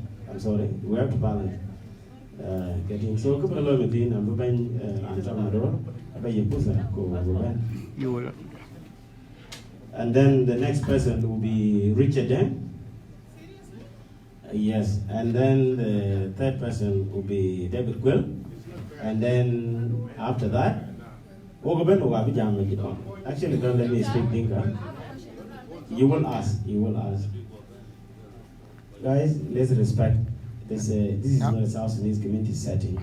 We have to, there's the rules here. So let's just be organized. Remember, be careful. people are going to work tomorrow. Please calm down, take your emotion, and just don't be too emotional. Take it easy. People are going to work tomorrow. Thank you, Comrade Mayor, for the chance. Thank you. Okay. Thank you, Mayor, for the chance, and I would like to thank and welcome Honorable ATENY WEK مرحبا في فيكتوريا. أنا المفروض يعني أتكلم بالإنجليزي لكن أنا لا مصدقة لأنه الناس يتكلموا بالإنجليزي والناس يتكلموا بالحاجات بتاعنا المحلية. فأنا أول حاجة Honorable ATENY أنا أسكري بتاع SPLM وأنا member بتاع SPLM born SPLM وأنا موجود SPLM. أنا أعرف قدرات بتاع الموفمنت بتاعي بتاع الحزب بتاعي SPLM. لما كنا يعني في حرب مع جلاوة بالذات في مناطق المحررة SPLM كان قادر إنه يعني يخلي إنه العمل يكون مستقر في البلد. يعني SPLM was able to maintain security in our liberated areas while we did not have any capacities at all. أنا كنا لسه قاعدين نحارب مع جلاوة اللي هو كان عنده قوة. حسنا هنا مشينا المدينة أدونا البلد وجينا عندنا برلمان عندنا resources عندنا كل حاجة وفي شيء أشوالي يعني happening. حاجة نمبر واحد المواطنين بتاعنا العزل أو innocent people are killing each other. وأنا متأكد 100% مسؤولية الحكومة هو إنه تمينتين السكيورتي. ليه أهلنا قاعدين يقتلوا أنفسهم في وجود عندنا حكومة قوية؟ أنا أعرف الحكومة بتاعنا قوية. منو عنده قوة أكتر؟ ده مواطن عنده سلاح كلاشينكوف ده اللي أنا ضربوني بيه ده ولا ده حكومة حاسة علينا عنده artillery. نمرة اثنين there is something called unknown gunmen. في ناس بالليل بيلبسوا كاكي ومداروا مع أسفلي وما شاف حرامية مثلا بوزا عساكر يمشي نعم مواطنين يقتلوا ناس. في هنا عندنا بوليس عندنا يعني قوة الأمن موجودة في البلد. فأنا عايز أعرف إيه الحاصل؟ حصل لنا شنو بالضبط؟ يعني نكون عندنا قوة لما نكون في خلا وحصل لنا في حكومة بكل المصادر اللي أنا ذكرهم ده سواء كان ماديا أو البشرية. وسكر ما في. فده سؤال حقيقي أنا كان عايز أسأل السكرتير الصحفي للسيد الرئيس. عم ده حاجة نحن يعني وجه قلتنا شديد. فأنا حخلي بعض الأسئلة لأنه ما في زمان وفي ناس أنا برا يكون عندهم أسئلة وأنا بجيب وأنا سميت مدورتها وزي ما حكيت سميت دويل I'm outgoing chairperson of Doing Community in Victoria. Thank you. Thank you. You see, the problem is when you eat in a large plate, you forget about your other brother, and that's the problem. I'm saying you should ask one question in 1 minute. So if you would have been asking one question in 1 minute, you would have given a chance to your other colleagues. So now it is very unfortunate that we are going to close it. There's no more question taking. I'm sorry, because Honorable ATENY is exhausted, and we will. I know. We will leave in 30 minutes. So what I'm going to do, I'm going to give you another 4 minutes or 4 questions. Those questions, ask them.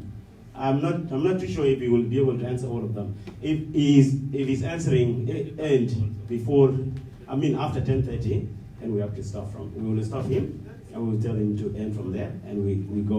So what I'm going to do, Honorable ATENY, I want to give whoever want to ask, let them ask for at least 4 minutes, and then it will be your choice to answer all of them. If time cut you off, Then that's it, we finish, 10:30. So now, What is quick. the time now?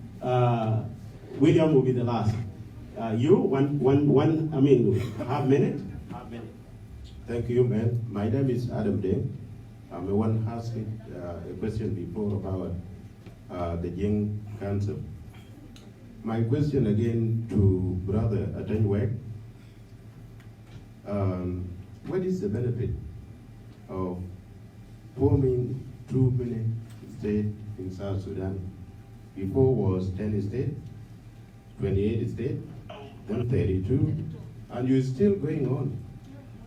What is the benefit of this too many states in our country? Very good question. Thank you. Yeah, thank you. I didn't know you have asked a question earlier on. I would have never given you a chance again because I think you have already asked a question. But thank you for that question. Now Panan, and then David Quill, and then Richard Dang,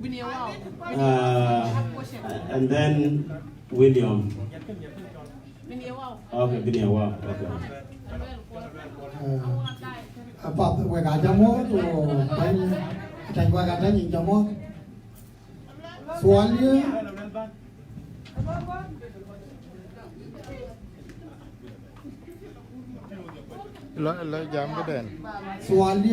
She don't need to take it personal.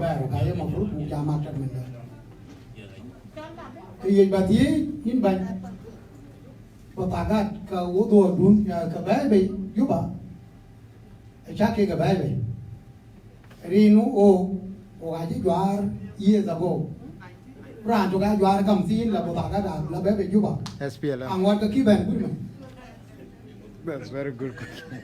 Ini ka cho nyin mo ka ai rio ju ben Alu ana na Anti te diang ke kar. Ana ala run kartam ke maktab SPLM ke ki ka kang yin yin ye o ja ki mo ki ATENY WEK ATENY ben e wadin ben en jon maktab ja nu zar men airo ken ke diat suwa ka ta London ko 30 sana ke chi lai sam na da wo ja do ya dom go len yin go lai sam yo go len chi lai sam ana ko 30 years mà chính cái trả lời giống với đốm à, còn là thế thì gì quên bị đúng lại rồi, còn là yên bang có bên là đúng cái gì màu salad đấy màu súp màu salad, cái lưỡi này cái nó phải lưỡi to một giếng, cái là thôi, cái nó bánh, cái gì chọc cái này là gì, cái có gì vậy, coi cả bên, ai chứ niệm phật cái gì rồi thì thuộc niệm phật không, đây là gì. Cái gì đó rất trục, gì nó bắt mông, cái nó xóa cái gì nó bài, nó ăn bao nhiêu sao cái mình mà giàn đi, giờ cái trong một mình biết trong thì sao bằng mình mà giàn đi, ô cả bên, để dây cái cái chân đuôi này, anh apa này, apa quay cái nhiều cả bên, cái này cho cái lần nữa thế này, thì đuôi chân kìa, dán cái gì nó, ô cầu cam rồi. Thank you, there's something I want to say. Thank you, Balwell. Yang lagi dia, thank you, Balwell. Kalau lu tak ada teku, yang lagi dia. Ajama pia lagi dia. Kalau lu tak ada teku banyak tahu. The fact that he's sitting here with us doesn't mean Iran won. Kiro, we have to respect him. Second, kalau lu tak as well. The meeting really thinking the Chase House and this community meeting, can SPLM meeting, but as well we actually accommodated. So let's be very careful with our emotion. Do the kitchen puts a yoga jam and they're going to do apology. The kitchen puts a yoga jam doesn't mean you make you recognize. You are acknowledged. Kitchen band then where I took a lake band your band. So the kitchen puts a yoga. No kapolajama. I know one year Mashakal, Kriben Bugalotam, all of you cannot speak. All of you to hold Ben, I will jam in marketing point. Why are we even here? Elas quite even jam quite cock Ben Ben wall. Question Chiwamuti when Yankuti do Ben and not ye. Okay? I've given a number of chance to even women. So they are actually back okay, wait a more to pay. And there and I need more. I think. So I'm ATENY WEK. So when you evaluate the thing, tell what for Benyamada could take go. Let's calm down. All of you will bend down. Aranki jam meeting SPLM go bend. If anything, a question related to SPLM party, reserve that in that meeting. David Comrade David Tencha Pimuter, Kichichal, bench of the Nature of Professional Executive Committee. If can be a Kijam, it's possible to say anything but a Kijam because he will call for a meeting and then he will be able to explain himself to all of you. So if people like him are not even speaking, in which you have put some band polia, you say the all of you want to speak, so Kalas, I'm sorry. I tell you what there. Okay, you believe in I will enjoy David Quell, Richard Dan, and then Uncle William. Hey, if there is a chance as well, we will also give others. I tell you what there. Now a question go book and Japan, now a question go book and Kalas. Wabu question Yaka, we end up looking at Jala Lada. Your question of Butuno, the question of Chibutuno. So Kalas, welcome in. I will about you, I'm watching the Chimikila. So Ian, David Quell Bada, and then Richard Ken, and then Uncle William, and then the rest of the band. Malish, Mama, it's okay. I'm sorry. Sometimes the Mugin exam, you can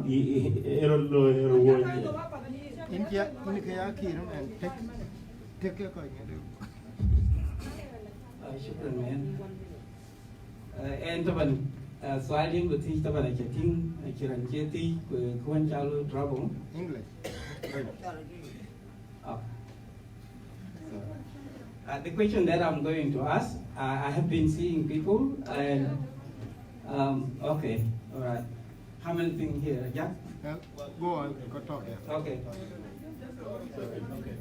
Okay, Malish, thank you. I'm just going to ask this question because no one has asked it. My name is David Quell. I'm from Gog, Indica tribe. I'm from Gog State. I'm also a chairperson of Tasmania, of the SPLM chapter. And I just hear Uncle here saying that SPLM have not been functioned for some time. I don't know, because I come from Tasmania, and I know from Tasmania, well, that's what Uncle just said, yeah. But what I know, I just need to touch a bit of history, what we actually done in Australia. I believe that the first person that we welcomed in my estate was Uncle, who just passed away, Uncle Matiangrok. He was sent by the SPLM for a very special mission. There was a boat that were being bought here in Billwood in Australia, and they were being taken to Sudan and used to actually fight our military. So Matiang was sent by the assembly to come for that particular mission, and we welcome him in Tasmania. We also welcome Comrade Waniga, Demwindi, and a few other people. So I believe that SPLM sectors have been always active in their own capacity. And we know also, as Uncle just said, that, you know,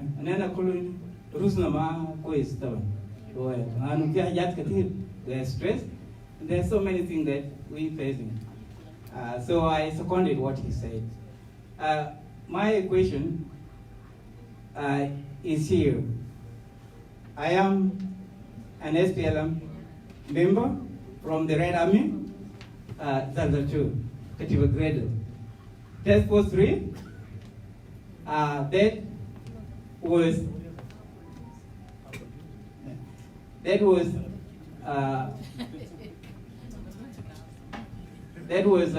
graduated in 1999 to come to Kapoita. 89. So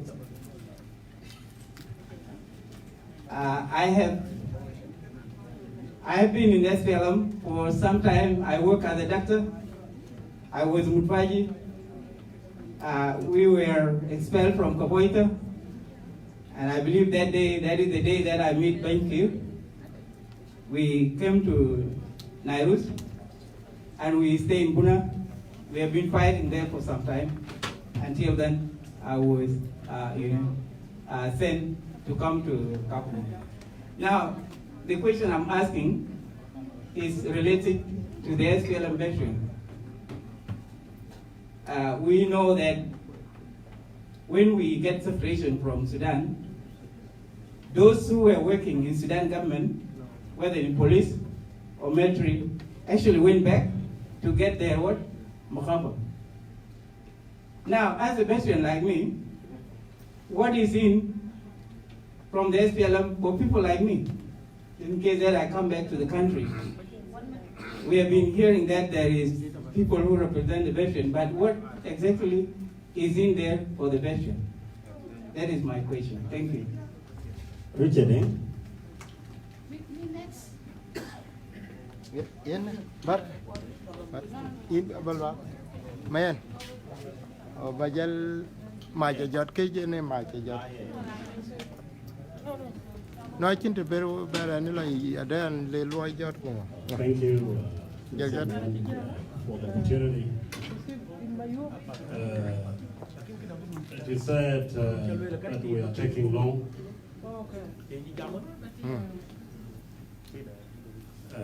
I hope this was the weekend. So if it goes on, we could have spent 5 hours with you talking, but seeing it is weekdays, we'll try to be brief. My name is Richard Deng. Of course, I don't represent any faction here. Some of you know. I am a former leader of the community. Honorable, welcome back to Melbourne. I remember you came 2017, if I'm right. Yes. You spoke very well. Of course, defend the government from the IOIG, ID, which you did again. So keep it up. You're doing well. Thank you. Defending the sovereignty of our country. I know it is too late and it's a weekday. Some of you here are working. And this is the respect, Honorable ATENY, our people have for the government in South Sudan. One of the artists said before here, many of us are not mentally well. That is the fact. But we still continue to respect your government. My question is going to be short and brief. Honorable ATENY, as someone who lived with a carpenter at year one, what plan does South Sudan government have for the youth that include me? Because in any country on earth, a country cannot survive without its youth. We have so many graduates across the Western world, that is in Australia, US, United Kingdom, America, Canada. I believe you were in UK before. And all these graduate and intellectuals want to contribute to South Sudan.